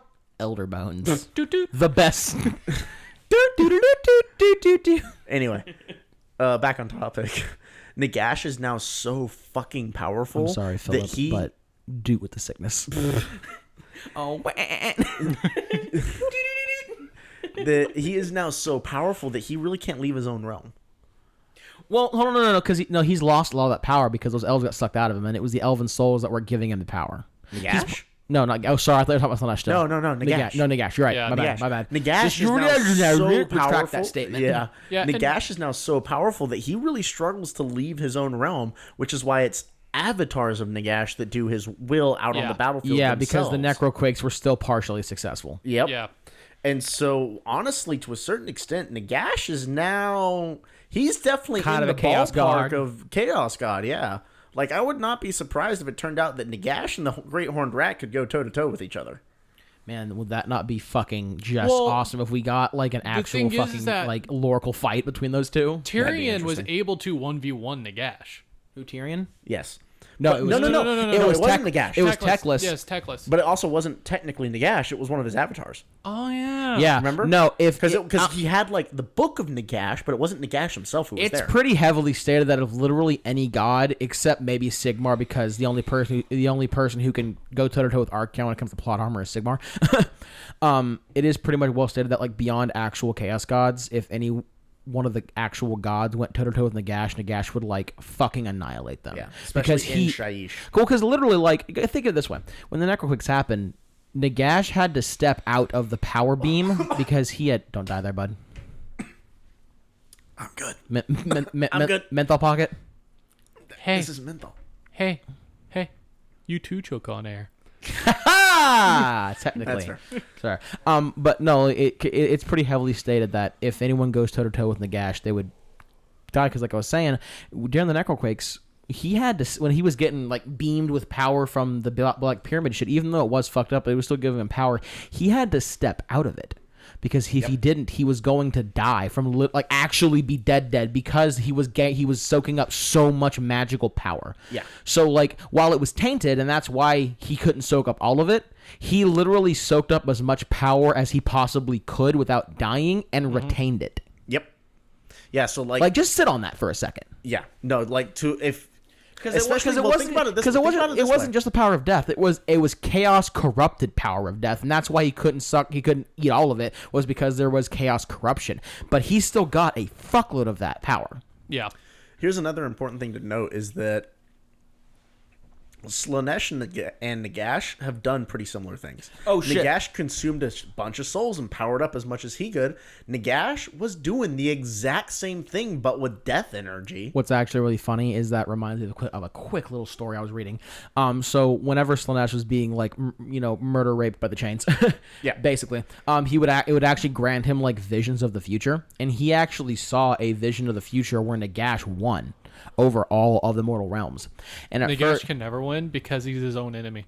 but that's what I'm saying is he saw a vision of when he does, and first Slaanesh was like, yeah, fuck my brothers and fuck every mortal, pieces of shit, get what they deserve. And then he sat there and thought about it, and he goes, oh god, everyone would be dead, and like I couldn't do things. You can't corrupt the dead. And he Because starts. the dead don't feel. He starts freaking the fuck out. He's like, no, because he's like, if that happens, I would have no enjoyment in life. And Slaanesh is very much like, if this is gonna sound super fucked up, but Slaanesh is basically like, I rape, therefore I am. And so if he couldn't do that, if he would basically just be like, oh no, I don't exist, basically. And it's just a fun little story because he basically has a whole ass panic attack about it. Yeah, but like that goes back to the whole thing about Nagash is now so powerful that he basically can't leave his own realm. Yeah. Slaanesh, after having all of these souls removed, if he has to split himself in order to undo the rest of the chains, yeah, we could very reasonably start seeing actual fucking chaos gods on board tabletop. That would be so fucking cool. Because think of it this way. If we actually start seeing chaos gods manifesting, we could get like Sigmar or Gorka Morka. Yep. Or, you know. Yeah. Granted, there would have to be... We could get some of the... We could get some of... Gorka Morka, because Gorka Morka is... Or Gork or Mork, sorry. Yeah, it would be either Gork or Mork, because Gorka Morka is just so powerful. He's Sigmar level, basically. Yeah. Yeah, But and that's why we'll never see Sigmar. But that's the same. That's the same reason why we can't see these gods, because they're just too strong. Like I love Teclis and But like, Marathi. Archeon can go against Sigmar. Yeah, because we do know the only reason why Sigmar like lost to Archeon when they fought in the Age of Chaos wasn't because Archeon was stronger. It's because Archeon used trickery and got Sigmar to yeet his hammer. Yeah, no. Think of it this way: if Catacross can go toe to toe with Archeon at least for a little bit without dying, Sigmar realistically could probably kill Archeon. It wouldn't be a fun fight, wouldn't be a fast one, but realistically, Yeah. Especially because Archeon if had to doesn't use have trickery. his horse of bullshit. Don't even get me fucking started. But then Gork and Mork is the exact same ballpark. Yeah, no, because Sigmar and Gorka Morka had their fight, and like the first 30 seconds of that fight was Gorka Morka Juan digging Dracothion in the fucking face and making him go. Dracothion is a god. Making him go night for a little bit. He is a dragon god, and Gorka Morka went boop and just fucking knocked him the fuck out. And then Sigmar was like, I take exception to this. And they fought for like 5 days straight, and they carved valleys that are used in the realm of Gur as homes for like orcs and shit. Yeah. So like but the thing is, if they go down the route of like Slaanesh splitting, so we can start seeing chaos gods manifest because they deliberately weaken themselves specifically so they can. It's like going down the Primarch and the Demon Primarch route in 40k.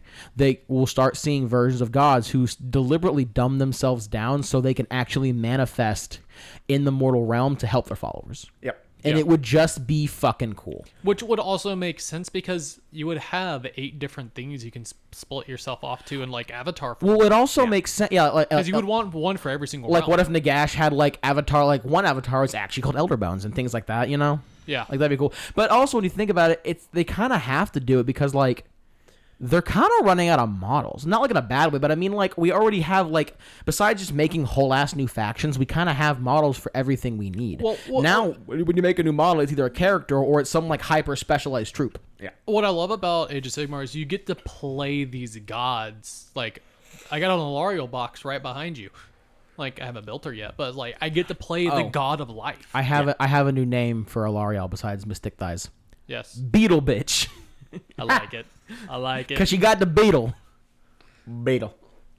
But like, it's what we want. That's that's one thing. Play the cool models. That's one thing that I've really liked about AOS is the fact that I could just straight up be like, I'm just gonna throw a god on the board today. It's the exact same reason of like playing Primarchs or Demon Primarchs in 40k. Like realistically, I'm never gonna do it because in a tournament they're gonna get shot off the board. But it's just fun to play like demigod-esque characters. It's just cool to walk in and be like, here's my Magnus the Red. Prepare to have a really bad game. Yeah. No, like especially in narrative, because that's one thing that I think a lot of people forget because I it goes back to fucking that live for narrative. It's that whole 80-20% split thing where like 80% of the profit is given them by 20% of the fan base. 20% of the fan base, and therefore it's the 20% that gets the most, that dictate how Which the rules unfortunately are made. means we get competitive shit, not fun shit. Yeah, because going back to your Magnus the Red comment. In narrative, Magnus the Red, when he kills a character model, shits out a chaos spawn. Yeah. The issue Is that his actual model? That's an actual rule for his model. That's amazing. The issue is you cannot use that in matched play. Because it's not in your list, right? Yep. Unless it specifies you can use his model and it doesn't count towards your list, no? It specifically counts. Yeah, so you couldn't do that in have competitive. to allocate the point value ahead of time. Yeah, if which you means you're literally wasting points to models you may never actually use. Because realistically, whenever you play one of the Demon Primarchs, they get shot the fuck off the board in turn 1. Yeah. A lot of times. That's almost why you run them specifically, so turn 1 your army's fine, because they're going to use everything they got to kill your Primarch, and then to kill your Demon Primarch, and then turn 2 you're like, hi, here's the rest of my army, and all of my command points, eat a dick. Well, you can look at it the same way as like me and Philip's game when I double Satan'd him. Like, he spent. Yeah. By the way, dick move, I approve. Yeah. I mean, I still lost. Just to give you an idea. It was fun, right though. before we sat down to record this episode, Mitchell and I played a game. I was playing my Imperial Fists. For those and in the Mitchell Discord, was playing, that game that we put in Discord that I was talking about, that was like literally an hour before we did podcast. Yeah. So Mitchell fielded 2 Satans, and basically I spent my entire, honestly, if you had brought just one, I think you would have been in a lot better position. I don't have. I need more warriors. Yeah, that's fair. Yeah, but basically what it was is I spent real. my entire first turn just trying to figure out how I was going to deal with the Satans. Granted, you Imperial spent 5 Fist, minutes trying to determine how to deploy because I put down a Satan. Okay, Yeah, listen, no. when you fucking plop down a Nightbringer as your first fucking deployment, that's terrifying. Cause it's like, yes, whatever that thing fucking touches, delete. yeah. What is it? 7 attacks at like strength fucking 14, AP fucking 4, damage D6. Yeah, and then you can't negate wounds. Yeah, and can you use invulns against that? You can spend a CP to negate invulns. Yeah, like literally whatever that thing. Like if you hadn't Doomstalkered his tank, realistically, you could have ran your fucking Nightstalker up there and fucking deleted the tank. And that was the thing is that No, I'm sorry, I didn't mean to cut you, but here's the best example of that. There's a game that happened at our game shop. I want to say about a year ago, where it was when the Warlord Titan that's sitting in the case first got brought. And they played 2 games with that Warlord Titan. The first game was just the Warlord Titan versus like 5,000 points of bullshit. yeah, because that Warlord Titan is worth 5,500 points. That Warlord Titan basically dumped almost 5,000 points of other shit on the first turn. That's how powerful it is. The second game, they brought Necrons. They brought a singular fucking Satan to the board, and it was the fucking Nightbringer. And they ran that bitch up to a fucking Warlord Titan, and they won because of it. Because the Satan only take 3 wounds in a phase, and it ran up to the fucking foot of the Warlord Titan and kept that bitch in melee. Yep. And it couldn't use half of its fucking abilities because of that singular fucking Satan. yeah, they ran a Satan. 370 points held up a 5,500 point model. Yep. Yeah, and they ran like a 20-man pack of warriors with it to keep everything else off of it. And also, to be fair, how the team that was playing against the Warlord Titan wins wasn't to kill it; it was just to live for 3 turns. Yeah. Yeah, no, that wasn't a year ago. That was like 2 or 3. Yeah, I just know it was Anyway. it was whenever the Warlord Titan first got brought, and I was sitting there and I was like, God damn, Satans are dumb. Yeah, because we knew the manager at the time, and so we like walked in like right as the store opened. Actually, it was like 10 minutes beforehand, and they were like, "What are you doing here?" And we were like, "Oh shit, it is early." But the manager was like, "It's fine." Yeah. Yeah, it was supposed to be a private game, and they let us take pictures. It was really cool. But anyway, so You okay? But that's kind of my point, though, is that Oh, okay. that's kind of the point, though, is that in AOS is you can field these gods and whatnot, and so I think that's the one thing that I kind of haven't cared for about chaos in AOS is because they don't really have any. Oh, but you have a god. It's fucking Archeon. Boo. I don't play Undivided. Fuck that shit. But Well, no, it's not Undivided. It's literally Slaves of Chaos, Slaves of Darkness. same fucking Just shit. basically, yeah. Yeah. Potato, potato. Like, you can make the argument, oh, what about Archeon? Oh, what about Bellicorn? It's like, my answer to you on that is just I like Slaanesh. But Bellacore is a fun model, though. It's like I Oh like no, Bellacore's cool. I like Tzeentch because it is the most eldritch, and I love Cthulhu. And as everyone knows, I like screaming and stabbing people, so cornflakes for life. I mean, I gonna probably change my chapter and get stabbed by you. So yes. I always feel like Somebody's watching me. because I am. But no, so that's something that's always drawn me to AOS is the fact that I can just field a literal fucking god. And then I started playing and I was like, I love Stormcast Eternals. I love Slaanesh. And then I started playing and I was like, wait a minute, where are my gods? Yndrasta is so cool, even though she's basically fucking pointless. Okay, that's something else entirely different though, because I'm just giving you shit. Yeah. Well, no, like that does kind of touch on a little bit of a rant though, because when you read about we're basically officially done with the podcast. We've talked about all of our head ass shit. Now we're just gonna rant for probably a long ass time because we haven't ranted on the podcast in a month and a half. So if you wish to stay, buckle up. Yeah. So we have to stretch this bitch out for like 2 hours, and we have 30 minutes. About 30 minutes left of pure rant. Yeah. So that's one thing that's always mildly annoyed me about how Sigmarines are supposed to be played is that in my mind the Stormcast Eternals are supposed to be very frontline soldiers. They are warriors at heart. Well, they're also like fucking nigh on. They're supposed to be basically nigh on fucking indestructible. Yeah, but that's always the issue that tabletop both for AOS and 40k is like realistically. I'm gonna no. Here's my issue though: is if you look at the named characters for Stormcast, like Yndrasta or Hell. What's the dude's name? Something Yndrasta or not Carthalos. No, who's the dude who's with the hammer to Sigmar? He's the captain that 1v1'd the Gortide guy. He's a big name character. We talked about him in the Gortide. Yeah. Hammerhand.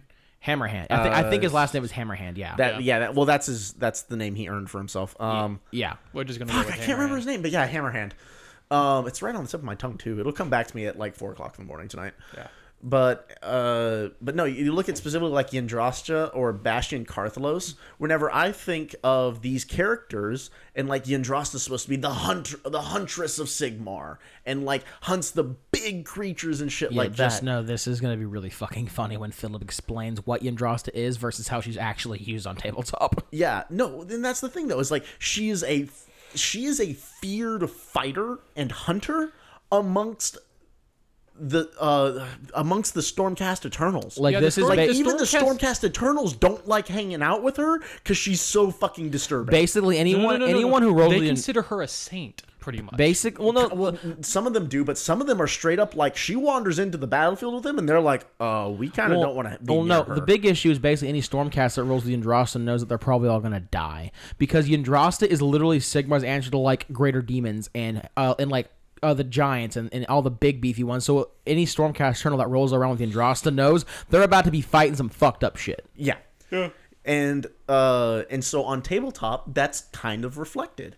And like whenever she's within 3 inches of a monster, like a monster unit, they are immediately treated as if they are 10 wounds less than what they actually have. I have a really funny story about that ability that I'll get to after Phil's and talking about Yndrasta. Oh yeah, fucking Scarbrand. I want to explain it. Yeah. But no, and so like you'd think, oh okay, cool. So like she's gonna be this fucking monster at like fighting monster units and like being a 1v1 like insane smash captain is what you would call it in 40k. Yeah. You look at her, no. She's not a smash captain. It's actually pretty bad. Yeah, she's actually a midline unit.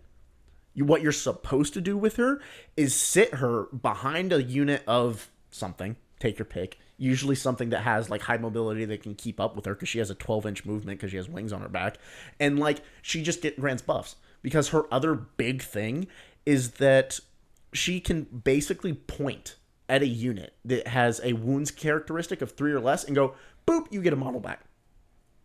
Like during the hero phase. Mm-hmm. I forget exactly what it is, but that's more or less what it is. She can point at, I forget whether it's 1 unit or up to 3 units. I think it's every single unit that can fit in a That's bubble. right. It's every unit wholly within 12 inches of her Yeah. that has a wounds characteristic of 3 or less. She can point at them and go, boop, you get a model back. And it's so sad because Her even other, well, no, because she has another ability. Her other ability is, you, if I remember correctly, you auto pass battle shock. Mm-hmm. You either ignore or auto pass. I forget exactly how it's worded. And then she has a 4-up ward. So like, you'd think that this model that talked about in lore is supposed to be this fantastic 1v1 fighter, and it's like constantly slaying shit. Right after I got her, and early on in my AOS game, a friend of ours was playing Gargants just because he fucking loved Gargants. He didn't realize that the list was like super fucking broken at the time, but he was just like, "Yeah, I just love playing Gargants. I want to kick And around objectives." Yeah, That's literally the reason why I got into literally it. the whole thing about his whole thing about Guardians was he was just like, yeah, I just want to like move objectives around free of will, and like just fuck with people. He didn't realize that Guardians were busted as shit, and I ran Yndrasta up into 1v1 a Gargank. So I was like, yeah, I'm just gonna have a good time, and then she got fucking annihilated, and she had like a squad of annihilators with her, and I was like, the fuck is this shit? And then he came up to me afterwards because he's a very competent player. He's actually one of the guys who taught me how to play. This is David, isn't it? Yeah. Gotcha. And he was like, yeah, you should not have done that, because he didn't know my list very well at the time. And he sat down and read her rules, and he was like, yeah, she should never have been in melee with me. Phillips over here like, I just listened to her lore, and what the fuck? Yeah, and that's always been my one big issue with how the Stormcast are treated. well, I will say like, their this. captains and their heroes are supposed to be these monster melee units Well, and things hold like up, hold that. up. And, like, would- they're not even supposed to, like, whenever you play them on tabletop, if they're in melee, something's wrong. I wouldn't even say that's a Stormcast Eternal thing. We've had this discussion multiple times. Both AOS and 40K, they do not reflect the lore very well. And I'm not saying I don't know. Kragnos is reflected very well. normally. That's fair. Normally, I'm okay. Exceptions to the rule do not nullify said rule. By and large, the lore is not represented super well on the tabletop, and I'm not saying it's a bad thing because it's a game, and you have to keep it balanced to some degree. Yeah. I'm not saying that I wouldn't change things, but I'm not saying that, oh, it's a piece of shit. I'm not saying that. It's just like it is what it is. It's like we were talking about the toughness of Necrons, and like Yeah. they should be toughness 5 or something. I wouldn't make them toughness 5, but I'd definitely make their armor. I'd definitely give them 3-ups saves at the very fucking least. Yeah, instead of 4-ups. And Yeah. their guns should be way more powerful because they disintegrate things. Yeah. So, real quick, I wanted to say that this has to. It's the Yndrasta story. So, what Phil said is whenever whenever Yndrasta is within a certain range of a monster's unit, it acts as if it's 10 wounds lower on it suffered 10 wounds for its bracket, because normally when monsters get wounded, they get bracketed and their stats get shittier because of taking damage. Unless you're Scarbrand, big beefy bloodthirster. So, Scarbrand in AOS. As he takes damage, he does dumber shit. The first one is more powerful. The first one is his basically, I forget what it's called, but it's basically his I look at you and you die move. Basically his rule is you pick a squad and you roll a dice equal to how many dice equal to like the total for how much wounds you've taken. First it's 1 and then it goes to like 6.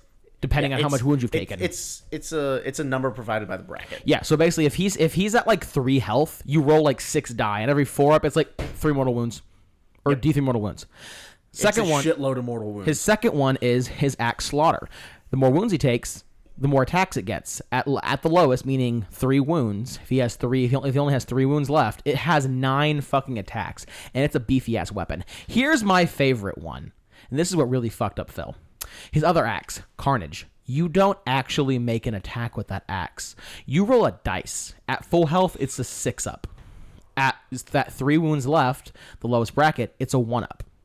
When you roll that dice, if you meet it / beat it, you do 8 mortal wounds automatically. But if you roll a 6, it's 16. Yep. So I rolled Scarbrand up to Yndrasta. Phil ran up because she fought first. This was like the first game of AOS I ever played, by the way. It was the first game of AOS I ever played. So No, it was the second. It was the second game because Yeah. we played one game together. Yeah, the Cruel Blades is a little better for you. So Yndrasta rolls up to Scarbrand and deals like 8 wounds to him, fucks him up, right? He only has like 16 wounds. So I think he dealt 8 wounds. Yeah, 8 wounds. Plus, he whenever he looks at his bracket, he basically gets treated as if he's always been dealt 10 more wounds than what he actually. So has. essentially, Scarbrand bracket wise was dead. So he was at his lowest bracket. Yep. I one-tapped Yndrasta. And that was after my Because ward went absolutely fucking ham. Because first I looked at Yndrasta, and I got 6 dice, and I got 4 of them. So I got 4 3D3. I got 4 D3 of mortal wound on Yndrasta. Then I slapped her. Shit in with. And I would just like to point out that on that initial one, on my 4-up war saved like 4 or 5 of those. You only ended up dealing me like 2 mortal wounds. Yeah. And then I slapped her shit in with Slaughter, and I dealt her like 9 wounds with that. And again, I saved. And like I did 6 like I did like 23 damage. Your ward was like fuck you and like really fucked me up. Yeah. Right. But then. So I've dealt like 8 wounds, and then plus the 2 mortals, like 10 wounds, right? Because I'm at my lowest bracket. And then I roll a 6 on Carnage and give her 16 mortal wounds, and she fucking explodes. Yeah, and then I saved like one of them. And then Phil was sitting here like, what the fuck was that? And then he kind of sits back and thinks, and he was like, oh, I shouldn't have did that. Yeah. No, because I didn't realize that Scarbrand basically had a reverse bracket. That like the more damage he took, the neither meaner did I. got. I didn't realize it until you had damaged me, and I'm like, fuck, man, he took 8 wounds, and now he's minus 10. It's bullshit, man. Then I look at the bracket, and I'm like, oh my god. Yeah, no, this is about to be really fun for me. No, because I ran her up, and I was like, because I like ran her up, and I was like, yeah, fuck this guy. And then Jacob was sitting there, and he was like, bro, this is gonna fucking suck. What hurt me more, daddy? Oh, and I was like, yes, fuck. Please stab me, me in the face. So then that happened, and then Scarbrand proceeded to like 1-tap my entire board. Yeah, I got tabled like top of turn 2. Yeah. But other than that, it's like Kragnos goes ham. I love Kragnos. Yeah, I would love to see Kragnos and Scarbrand fight. By the way, the Kragnos book's so good. I loved it. I've heard it's really fucking good. Yeah. And so that's one thing that I'd like to point out is that like some of the gods are really good and some of the characters are really good. Archeon is just really good. Fuck that man. But and the horse, air quotes, he wrote it on. Yeah. But there are definitely some times where I'm like, the play style of the army, it's definitely like it makes sense from a game perspective. Like the Stormcast, it makes sense on tabletop that the Stormcast would be this kind of force that's very much you use your commanders to buff the ever living shit out of your army. Like it makes sense. Because on tabletop, even on in the books, a lot of times these characters they're not even fighting. Like they fight out of the necessity. They're trying to like go like, hey, you go over there and you go over there. But they're like, trying to stay in command position. Essentially, you hear all these lords like Gardas Steel Soul sits there and goes, he lived in the realm of Nurgle for a long period of time, and you think he'd be an absolute beast, but he's not. Yeah. Yeah, no, and like Bastion Carthalos, he's the commander of the fucking Hammers of Sigmar. Like this dude, in the Stormcast, Hammers of Sigmar, they're like the big. They're the Ultramarines. They're the poster boys. Yeah, they're the Sigmar. poster boys. Yeah. The golden crown boys. Yeah, gold with blue accents, like that's them. Yeah. Bastion Carthalos is their commander. The Stormcast, they don't just put an emphasis on leadership, they put an emphasis on martial prowess as well. If you become a commander, it's not just because you know how to talk good. You need to be able to mug someone. Yeah, no, it's because you can fucking beat somebody shit in. You need to be able to fuck some people up hardcore. And granted, Bastion Carthalos, his rules on tabletop, really fucking good. For instance, with Bastion Carthalos, if you successfully kill a model, not a unit, a model, you heal him. Like, I think it's back to full. Jesus Christ, that's really good, actually. Yeah, no, it's fucking terrifying. But you don't put him in melee. Because what he's better at... Because he crumples? No, because he also has a 4-up ward and like a 3-up armor. Like, he's insane. I'm sorry. Mitchell's cat went under my chair and I was petting her and she twitches her head back to look at me and goes bonk and just slams her head into the leg of my chair. I felt it vibrate my ass like it was hard. She's not a smart cat. But no, so like he is an absolute melee monster. And his hammer does like dumb shit too. But if you want to play it correctly, you don't have him in melee. Yeah, because what he does do even better is so for those of you who are more familiar with 40k, in 40k you can basically issue stratagems to anyone on the board. In Age of Sigmar, that is very much not the case. Is very different. You have to be in range of your HQs in order to be able to receive commands. Or your sergeants have the ability. It's like 12 inches, if you right? have, it's 18. It depends. It depends. Gotcha. But yeah, it's like 12 or 18 inches. Bastion Karthlos' big thing is that once per turn, not once per battle, once per turn, he can just go, hey, you across the board, 48 inches from me, Do better. receive this command.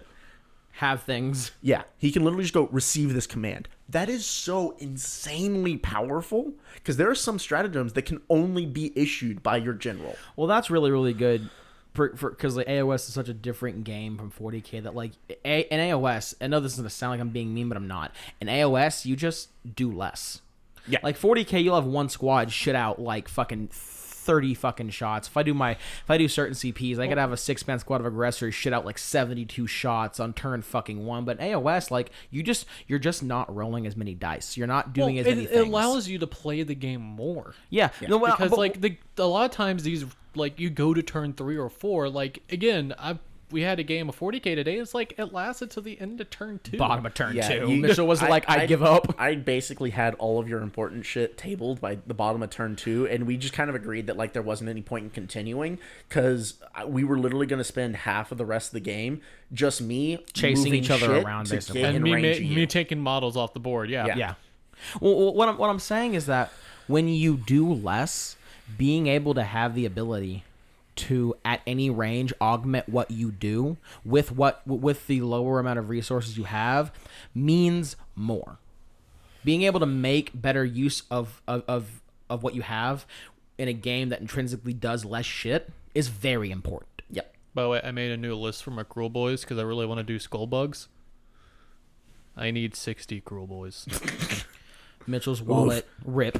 Yep. Well, hey, he's no longer paying double rent, so like he can afford that now. I mean, Oh, man, Phil, with your I fucking- can probably get some Dominion halves for pretty cheap. Jesus Probably. Christ. Phil, I just realized that with you moving in and your rent being cut by like $400, the amount of dumb shit you're going to be buying is going to be fucking hilarious. No, the amount of credit card debt I'll be getting rid of will be hilarious.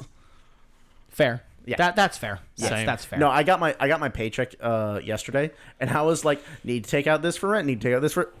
Oh, holy shit! I Wait a have money minute. to spend. I have money to put towards my debt. Yeah. And it's great, isn't it? Oh, it's fucking nice. You're welcome, bitch. I also managed to finagle it with my landlord to basically have Phil not have to put a security deposit down. Yeah, that was pretty fantastic. Yeah. Phil was over here like, man, it's going to be like $700. And I'm like, no, it's going to be like $150. Yeah, my security deposit ended up being like $150. You will be sucking my balls later tonight. Yeah. And This- so Sorry. I was just gonna wrap it up by saying, like, definitely, while I do really appreciate the fact that I can field literal fucking gods on Sometimes tabletop, it feels like they're not, because of how the Well, game is, you can't the use them how you god- want to. yeah, The god for Stormcast Eternals is the Celestant Prime. That is, I'm sorry, you mean Carl Friends. yes. I will die on this hill. Yes, it is Carl Friends.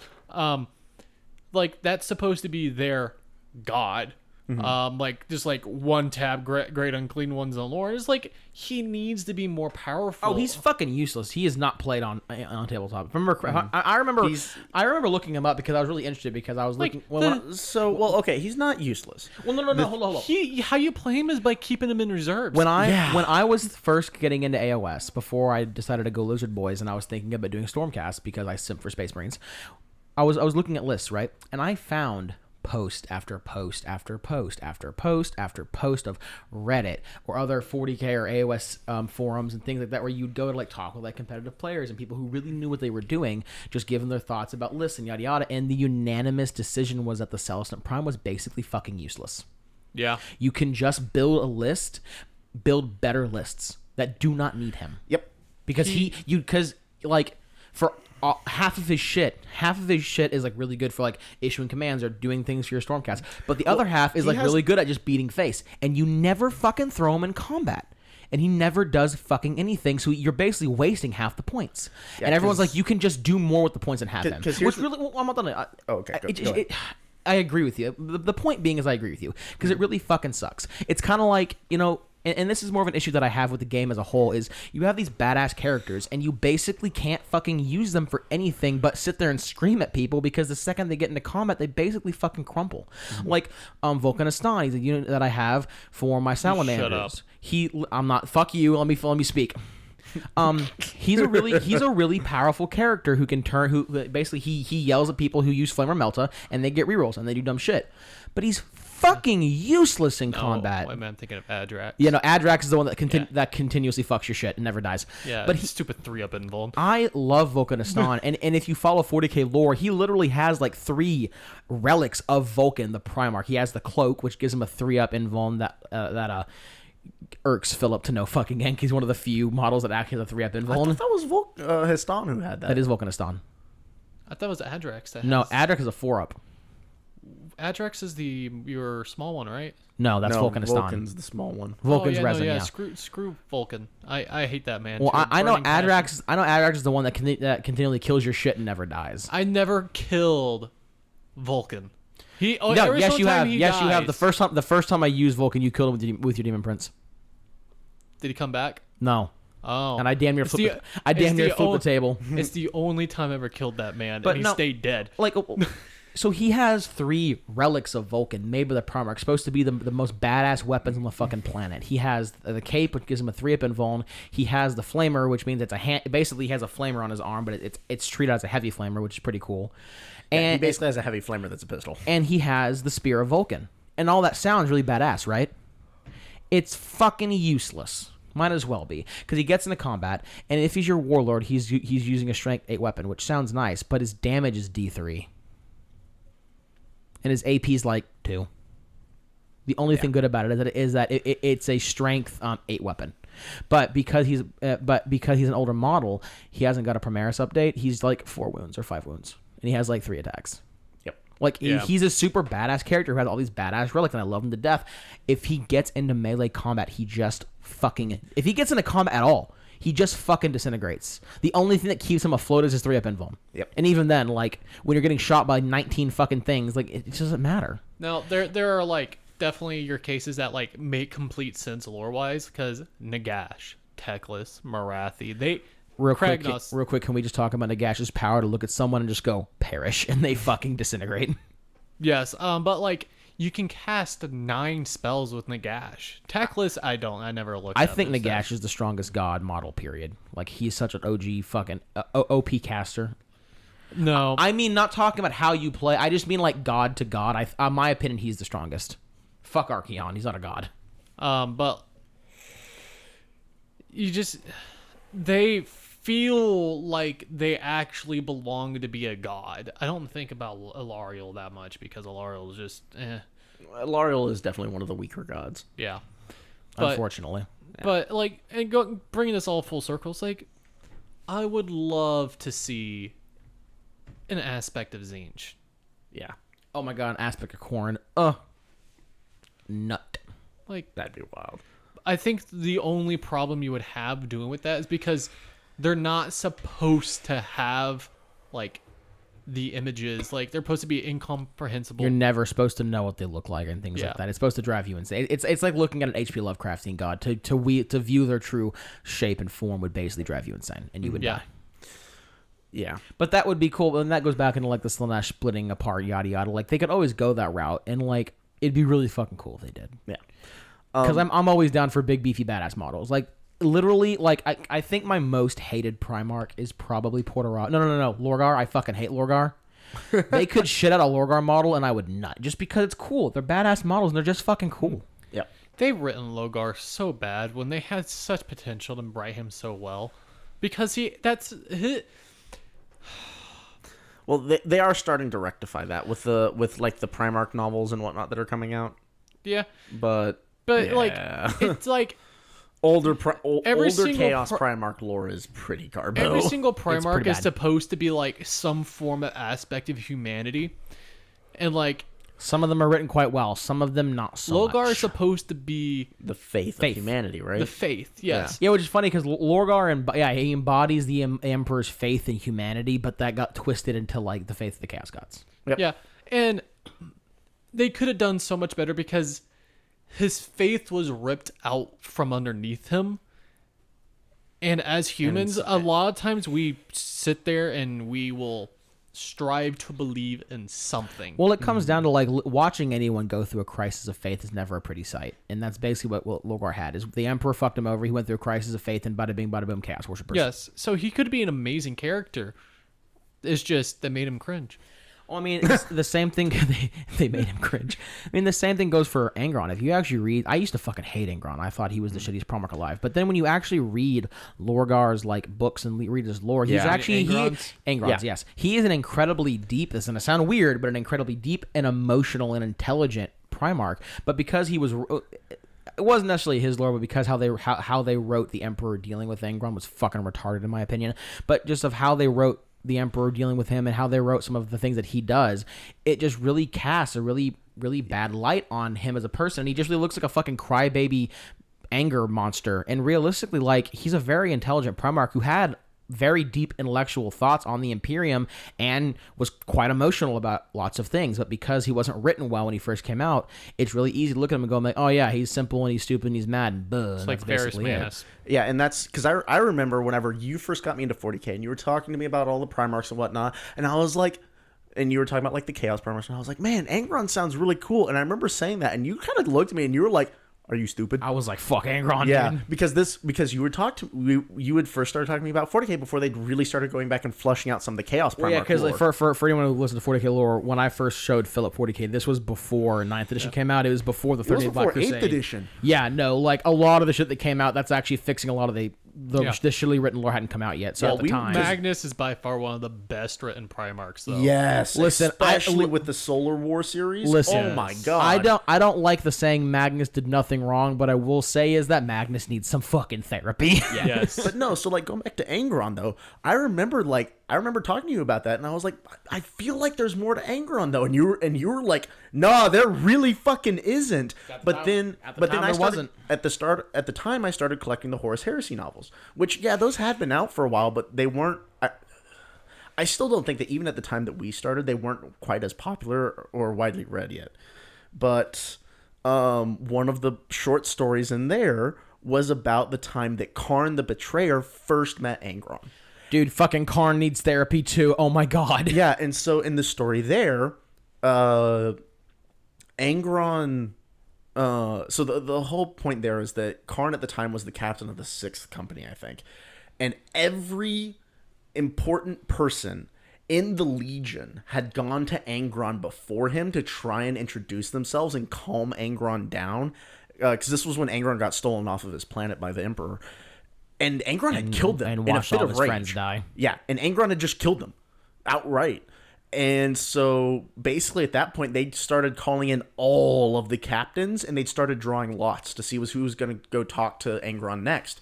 And Karn drew the short straw. It wasn't quite like that, but anyway, he ended up going next. So he goes in there.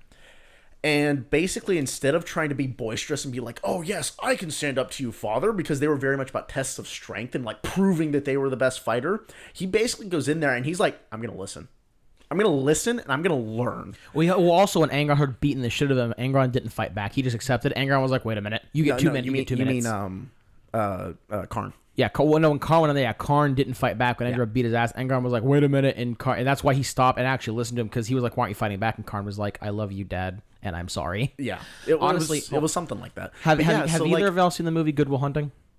No. So real quick, the best thing that I can equate it to is the final. It's a movie that has Robin Williams and not Mark Wahlberg. The guy Leonardo DiCaprio. No, it's the guy who plays Jason Bourne. Matt Damon. It's Matt Damon. Matt Damon plays this kid who's like a fucking genius, right? Like basically a Stephen Hawking, but for math. And he had a super fucked up childhood, like step parents raping him. Oh, putting out cigarettes. I've seen the second half. And so he's really he represses a bunch of his emotions. So they go through, and he has like intimacy issues and all kinds of shit. He's a fucking nutcase when it comes to therapists, right?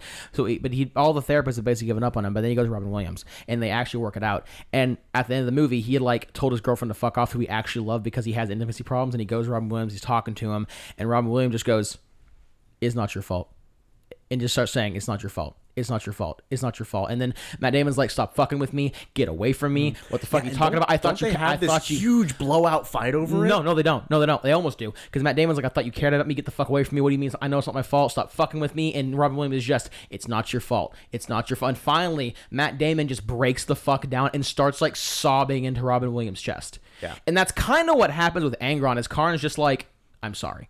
Like, what happened to you was fucking tragic, and I'm sorry. And Angron is finally like, yeah, you're right.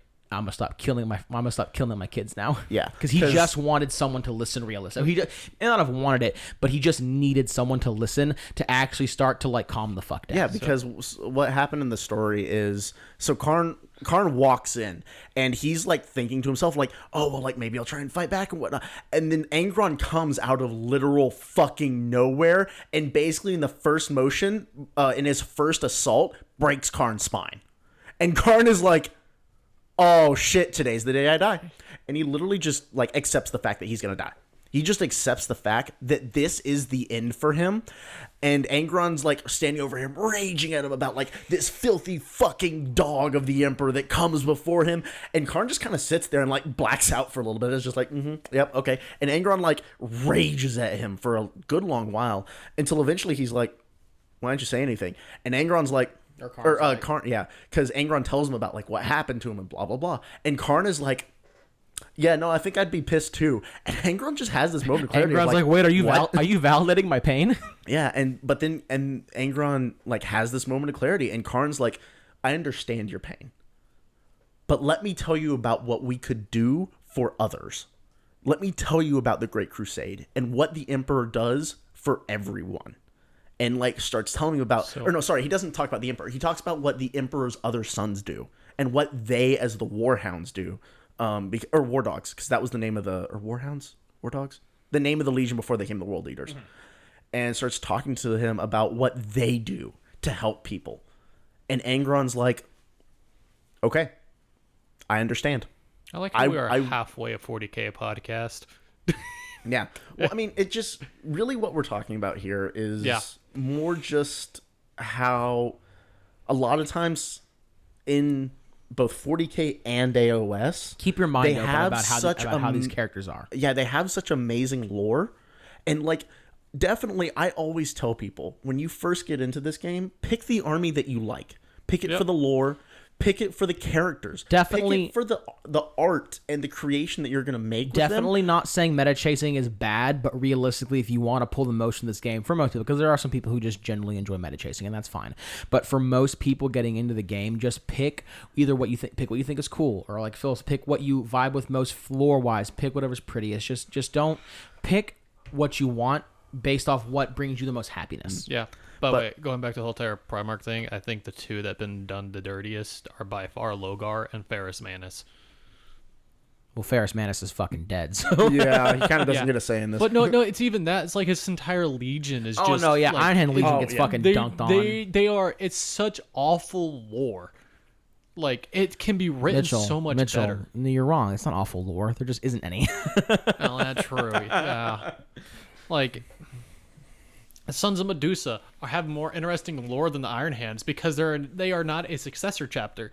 They are a exiled group. They're of basically Iron a break-off Hands. chapter instead of like a successor. Yeah. Yeah, and they're all written as having no emotion, but you can show no emotion. You can be cold logic, but still deeply care about things. Iron Father Farios, which is like a Forge Master for the Iron Hands, has more lore for him, his character specifically, than the entire Iron Hands chapter / Legion. Like, you could be logical and still have emotion.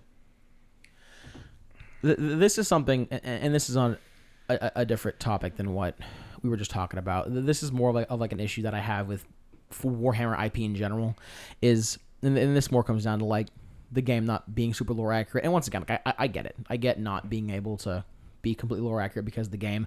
But take Stormcast and Space Marines, right? They're both described as like indestructible, nigh deific beings of pure destruction and death that uphold the mantle of a god emperor and Truly, bring angels of and death. bring peace and light to the galaxy / mortal realms, right? Yeah. Where like one singular space marine can take on hordes of Eldar or hordes of Well, not fucking Eldar, cultists or hordes of yeah. Nids and basically fight and basically come out unscathed because they're just that powerful, right? But then you get on tabletop, right?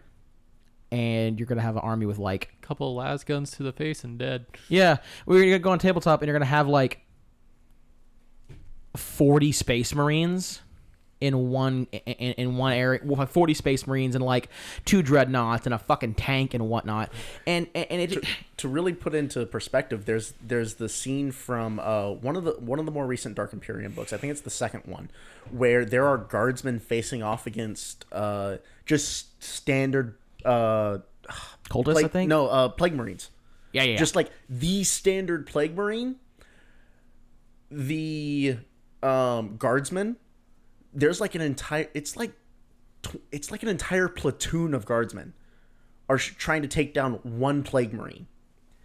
And they end up having 7,000 las shots later, no effect. I think what they end up doing is they end up like basically jerry-rigging together all of their charge packs, like their charge packs for their las rifles, chunking them at the fucking God, I can't remember what they're fucking called. My brain is not working. Plague Marine. Thank you, Plague Marine. Chunking them Bubonic at the Plague Marine, Astartes. chunking them at the Plague Marine, and then shooting it and basically blowing him up in a giant fireball. And they're like, "Holy shit, we killed one of them." Well, yeah, it's like if you're a guardsman, right, and you're going on a patrol, and you come across a singular dead space marine, it's like, yes, this entire planet's about to die. I would say this Stormcast, it's not as bad because It's not, but it's definitely still up there. In lore, like Stormcasts die all the damn time. Yeah. Like, yeah, they're really, really strong, but their armor is not impenetrable. Like, of course, there's a propaganda that says, like, there's a Sigmarine and blah, blah, blah. It's like, you have acidic mud that the Cruel Boys are creating that's corroding away the armor. Yeah. Like, In AOS, everything's a little more balanced to itself. Yeah, But it's kind of the same thing. It's not as bad, you're correct, but it's kind of the same thing. Like, once again, like I said, I get it. You can't perfectly emulate the lore on tabletop because then, like, the Daughters of Cain would be so fucking fast. They'd have 90,000 movement and yada, yada, yada. And the Stormcast would be so beefy that you would... they'd have, like... Stormcast movement, because they can run with such speed. Okay, in the Kragnos book, there's one scene where a singular Stormcast got up to a speed to have the mass to break a Gargant's leg. Oh, Jesus Christ. They have... He must have been moving like fucking 50 miles an hour then. They have 6 inches of movement on tabletop. No, No, Is a it lot 8? of them have 5. Yeah, but Case and fucking point. Yeah. she literally became so like angry or like something. It's just she was like, "I'm Filled going with to rage. I was like, she's like, "I'm a sprint, and I'm going to sprint at your leg." But and that's my point though. So like you have these games, right, where like I said, you have 40 space marines, 2 dreadnoughts, a tank, maybe a couple transports if it's a big game, and you're facing, let's just say, Necrons. You're facing all these Necron warriors and yada yada. And let's just say the Necrons win that particular tabletop game, and you have all those transports, all those space marines, all those dreadnoughts, and that tank die. That's like half of a fucking company. That's 1/20th of an entire chapter's fucking strength, and a singular chapter of Space Marines is supposed to be strong enough to take an entire system, not a planet, but a system. A chapter of Space Marines can run through and take like dozens of planets. Yeah, and that's like just to give you a little bit more of an idea. That's like, oh yeah, we took this in like a week. It wasn't really a big deal. Yeah, because the entire chapter is just like, yeah, we're gonna do this. An entire company is supposed to be able to take a solar system the size of like Sol, like Holy Terra. Like an entire company should be able to take that. Yeah, if you said an entire company, meaning 100 battle brothers and their dreadnoughts and their dedicated transports and their tanks and yada yada yada, and all their support staff, and that is that is basically a force that will be bowed by nothing. You would need to have like an entire fucking heretic Astartes. Yeah, you would need like an entire hive fleet invasion size to take care of, to kill that shit. Because the whole thing about the whenever the Hive fleet invaded Macragge is that they called upon the entire chapter and a lot of the chapter support to come help with this, and they still had a significant chunk of them survive. A lot of people got wiped out. So, like, saying you need a high fleet to take out a chapter is a little overkill. You know what I mean, though. I mean, if you're the Crimson's Fist, you just need an Orc Wog. No. I'm sorry. If you're the Crimson Fish, you just need one missile. Self-harm. And once again, I'm not trying to bitch about the game. This is just something that's the more I play, the more irked me. Like, take a Stormcast, for instance, right? You can have one fucking Yahoo from the cities of Sigmar, a normal man with his Zweihander, walk up on tabletop, and there's he has the potential of killing that Stormcast. And realistically, in the lore, one singular human, no weird like this is a veteran of 90 wars or blessed by God or has the power of Jesus in his hand or something stupid like that. Just a normal ass, basic bitch, German mustache man with Zweihander can walk up and fucking end basically a demigod on tabletop. And or demon. A demon, yeah. Yeah. And that the shit just irks me. I'm not saying the game is a piece of shit. I'm not talking shit. I've spent thousands of dollars on the game. I play it. I waste hours of my life building and playing. I thoroughly enjoy it. But it just fucking irks me because I got into this game because of the lore, and there are some times where I'm just like, God, I just wish the lore was better represented. Because like Space Marines only have like it's the poster boys that's the problem. Yeah, like fucking Matt Ward. This is the way that I see it. Right? Yes. If you're gonna have lore where a Stormcast can go so fast it can break a fucking Gargant's leg, and that leg and then them thighs like 3 Stormcasts thick, but they have 5 inches of movement on tabletop, don't write that lore. Or give them 10 inches of movement. Or something. That's what I would do. Now, this is very much of a special case. But you know what I mean, though. Yeah. Like I enjoy the lore, and I enjoy how bombastic and stupid it gets on both ends, both AOS and 40K, but just there's some times where I'm like, if you can't even begin to emulate it on the game, then just don't fucking write it. It's how I feel sometimes. Obviously, that's not what I want them to do because I don't want the super badass dumb shit to stop, but it just irks them sometimes, you know? It just irks them sometimes. Yeah. Whenever you read basically every other book about how like a space marine gets bogged down by cultists and then with his bare fucking hands just slaughters 20 of them with like nothing but his bare hands, his fucking combat knife that's not even a power weapon, just a big fucking knife. Just big old piece of metal. And he's like, "Oh hey, hi cultists, how you doing this evening? Murder hobo We time. gonna have some fun tonight."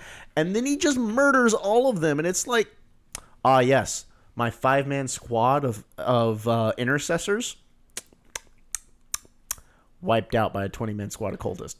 This is why I like Astartes, because I feel like Astartes has the best portrayal. Yeah, no, because they Yeah. basically take out the that YouTube entire. video, yeah. They take out that entire fucking ship basically before they got to the weird Well, it was like 6 xenospheres. guys, right? It was a squad of 5. I think it was 5 or 6. 5 or 10. But the only thing that happened through that entire battle I think was it's 10, but yeah. the only thing that happened in that entire battle of killing an entire ship's worth of traitor guardsmen was one of them got a cracked eye lens. Oh no! Granted, that was by a By a significantly fucking powerful psyker. like a- 'cause they imply that the psyker, Like a B-level psyker at least. Yeah. Maybe a C level. A powerful C level. yeah. Yeah. Well, I think they're sea levels because remember, alpha level psychers can like fuck up planets. That's fair. And Yeah. it's just like I said, it's just. But the lore is really cool, though. Here's a good Yeah. example. Here's a good example, actually. Once again, back to 40K. I'm sorry. Anyone know a guardsman called Sly Marbo? Oh yeah. So there's a thing about Sly Marable I want to go into is that it's like, again, it's Rambo. It's but Rambo. It's a complete myth. And the lore for Sly Marbo Except is that he has a tabletop model. the lore for Shut Sly up. Marbo is his fucking face. The face it's so the face I dumb. put in the Discord whenever Johnny though was like, make this reaction meme, and I was like, do you want better? That was an old model for Sly Marbo. Yeah. But yeah, his lore fucking amazing. Love reading it. Super badass. It's so dumb. His model really isn't that good. I mean, it's fun. His model does actually reflect the lore decently when it comes in being like swiggity swoogity hard to find. But in lore, there was a time when like there was like a 20-man squad of fucking CSMs on the planet, but the fuck shit up, and he killed all of them just by doing Rambo traps and shit and being swiggity. A singular human killed 20 warp-infused, half-demon, demigod fucking Chaos Space Marines by him fucking self, and they never saw him. Yep. Ever. Yep. Yep. And then keep in mind, this is the same. These are the same guys whose equipment in the first book of the Horus Heresy series, Horus Rising. In the first book, they are fighting, honest to God, invisible enemies, and they're like, yes, interesting. Allow us to tune the auspex inside of our helmets to detect the movement of air currents in the room, so we can see these, like, honest to God, invisible enemies moving. Purely based on how the air is moving. These are soldiers that literally fought Cthulhu and won.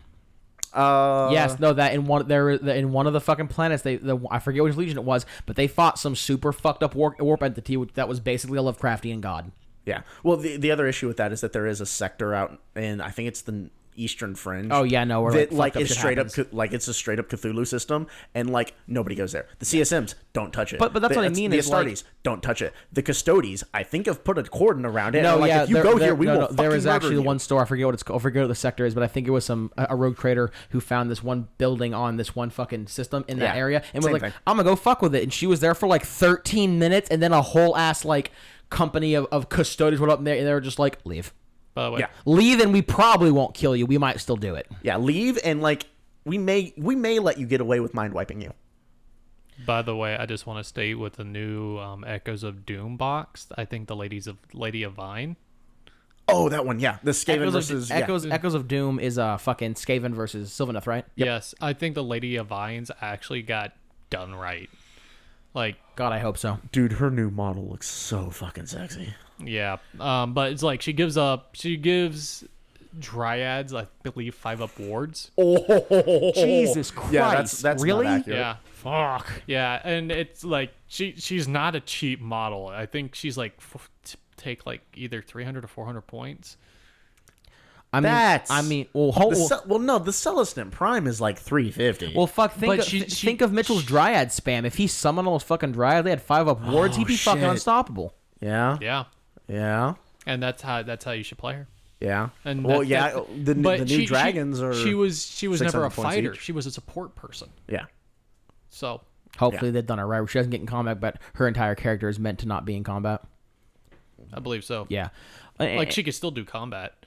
So like back to what I was saying though is like in lore, Sly Marbo is depicted decently. He can do a bunch of ambushy shit. He can like basically start deploy deep strikes and do shoes like that. But it just comes down to like all of the crackhead shit he's done, and when it comes right down to it, he's not that good of a model. Yeah. Well, the one thing I will say about Sly Marlboro is like that's definitely in my mind that's definitely one of the more memeier lore things that happens. It's like Caiaphas Cain. Like I hope to God we never see a Caiaphas Cain. Oh, he's model. dead. I'm pretty sure in lore Caiaphas Cain's dead. Well, because he died from old age. Yeah. Wait, fucking really? Pretty sure. Just think about how much time has passed. Yeah. I thought he was active during the 13th Black Crusade. Like that was in that time area. No, he's active between the 11th and 12th, I think. Yeah. Yeah, I think the Caiaphas Cain story takes place in like early in the 40th millennium. Sorry, I was hearing something weird, but it's just your sonic cleaner in the bathroom, I think. It should be off. I'm hearing like a That's the ceiling. It's the fan. Oh, never mind. Yeah. I'm just insane. But no, so like Sly Marlboro is definitely more one of those like derp hammer. Like it's still 1:40 in the morning and we're 2 hours and 12 minutes in. Oh shit. I mean, the rant goes hard. It has been a while.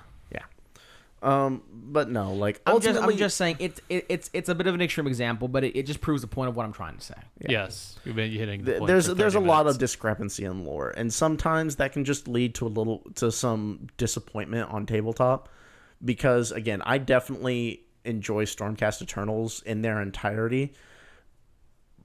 But when you tell me Yndros is gonna be like fucking Wandiging, like, you know, Gargants and shit, and then she gets fucking crumped when she goes into melee, I'm like, okay, but really though?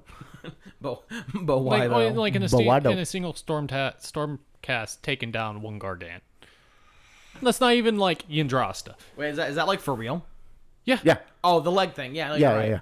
And then she proceeded to go kill the Gargant. I mean, to be fair, once you break its leg, it's like, what are you going to do, run? That's the point, though. It's like, God, fuck. Yeah. I mean, fuck, I played against David with my whole, 500 points of Lizard Men. He had one singular Gargant. He killed fucking everything on turn 2, basically. Yep. Yep. Guard Yeah. rants are Well, dumb as shit. Me and Phil would talk about what's your rant, Mitchell? Before we end the podcast, you have anything to rant about? It's been a while. Got to give us something, right? Dude, no. He's too tired. No. My rant was about Logar being awfully written. Ferris Manus, like, pretty much having no emotion. And Iron Hands having no lore. Yeah. Which is funny because whenever you read about the interactions between Ferris and Fulgrim in the Fulgrim They, like, novel love of the each Horus other. Heresy, yeah, it's funny because straight bromance. Yeah, no. Not only is it straight bromance, they were actually very broest of competitive with bromance. each other. Yeah. Because the Warhammer that Ferris Manus wields and the Fulgrim made it. Yeah, sword, they made the swords for each other. yeah, they made the other's weapon. Yeah. Also, how Ferris Manus was one of the most powerful Primarchs. Yeah, Like physical when strength, when it comes to raw strength, I think the only one that beats him is Vulcan, and Vulcan is a fucking monster. And he got multiple times, no matter what happened, even with all of his clones, always died from Fulgrim. What? What clones? Ferris Manus clones. Who the fuck made Ferris Manus clones? Oh no, that's right. Fabius. Fabius Bile. Bile. Yeah, Bile? that's right. That's right. Yeah. Oh, did Fulgrim show up every time and fucking kill them? No, so Fabius I think Bile Fabius would Bile and create Trazen. clones. Doing shenanigans? Yeah, and I believe, and there was a Ferris Manus clone, I think, that Trazen I don't know. has. Fulgrim. No, Trazen has a Fulgrim Bile. clone. Trazen has a loyalist Fulgrim clone. But That I think like that's only the reason piece. why the only that stable one. Fulgrim went deeper and deeper into insanity, because he could never get Ferris Manus to go to chaos. Well, I also know that when Fulgrim actually, he honest to God killed Ferris Manus at the Ishvan site massacre. That's when he gave the demon full control of his body, because he was like, I can't. Yeah, he had a full mental He was break. like, I can't comprehend what I've just done, and I'm because- gonna like exile myself. Basically. But the like, demon in his- how Ferris Manus without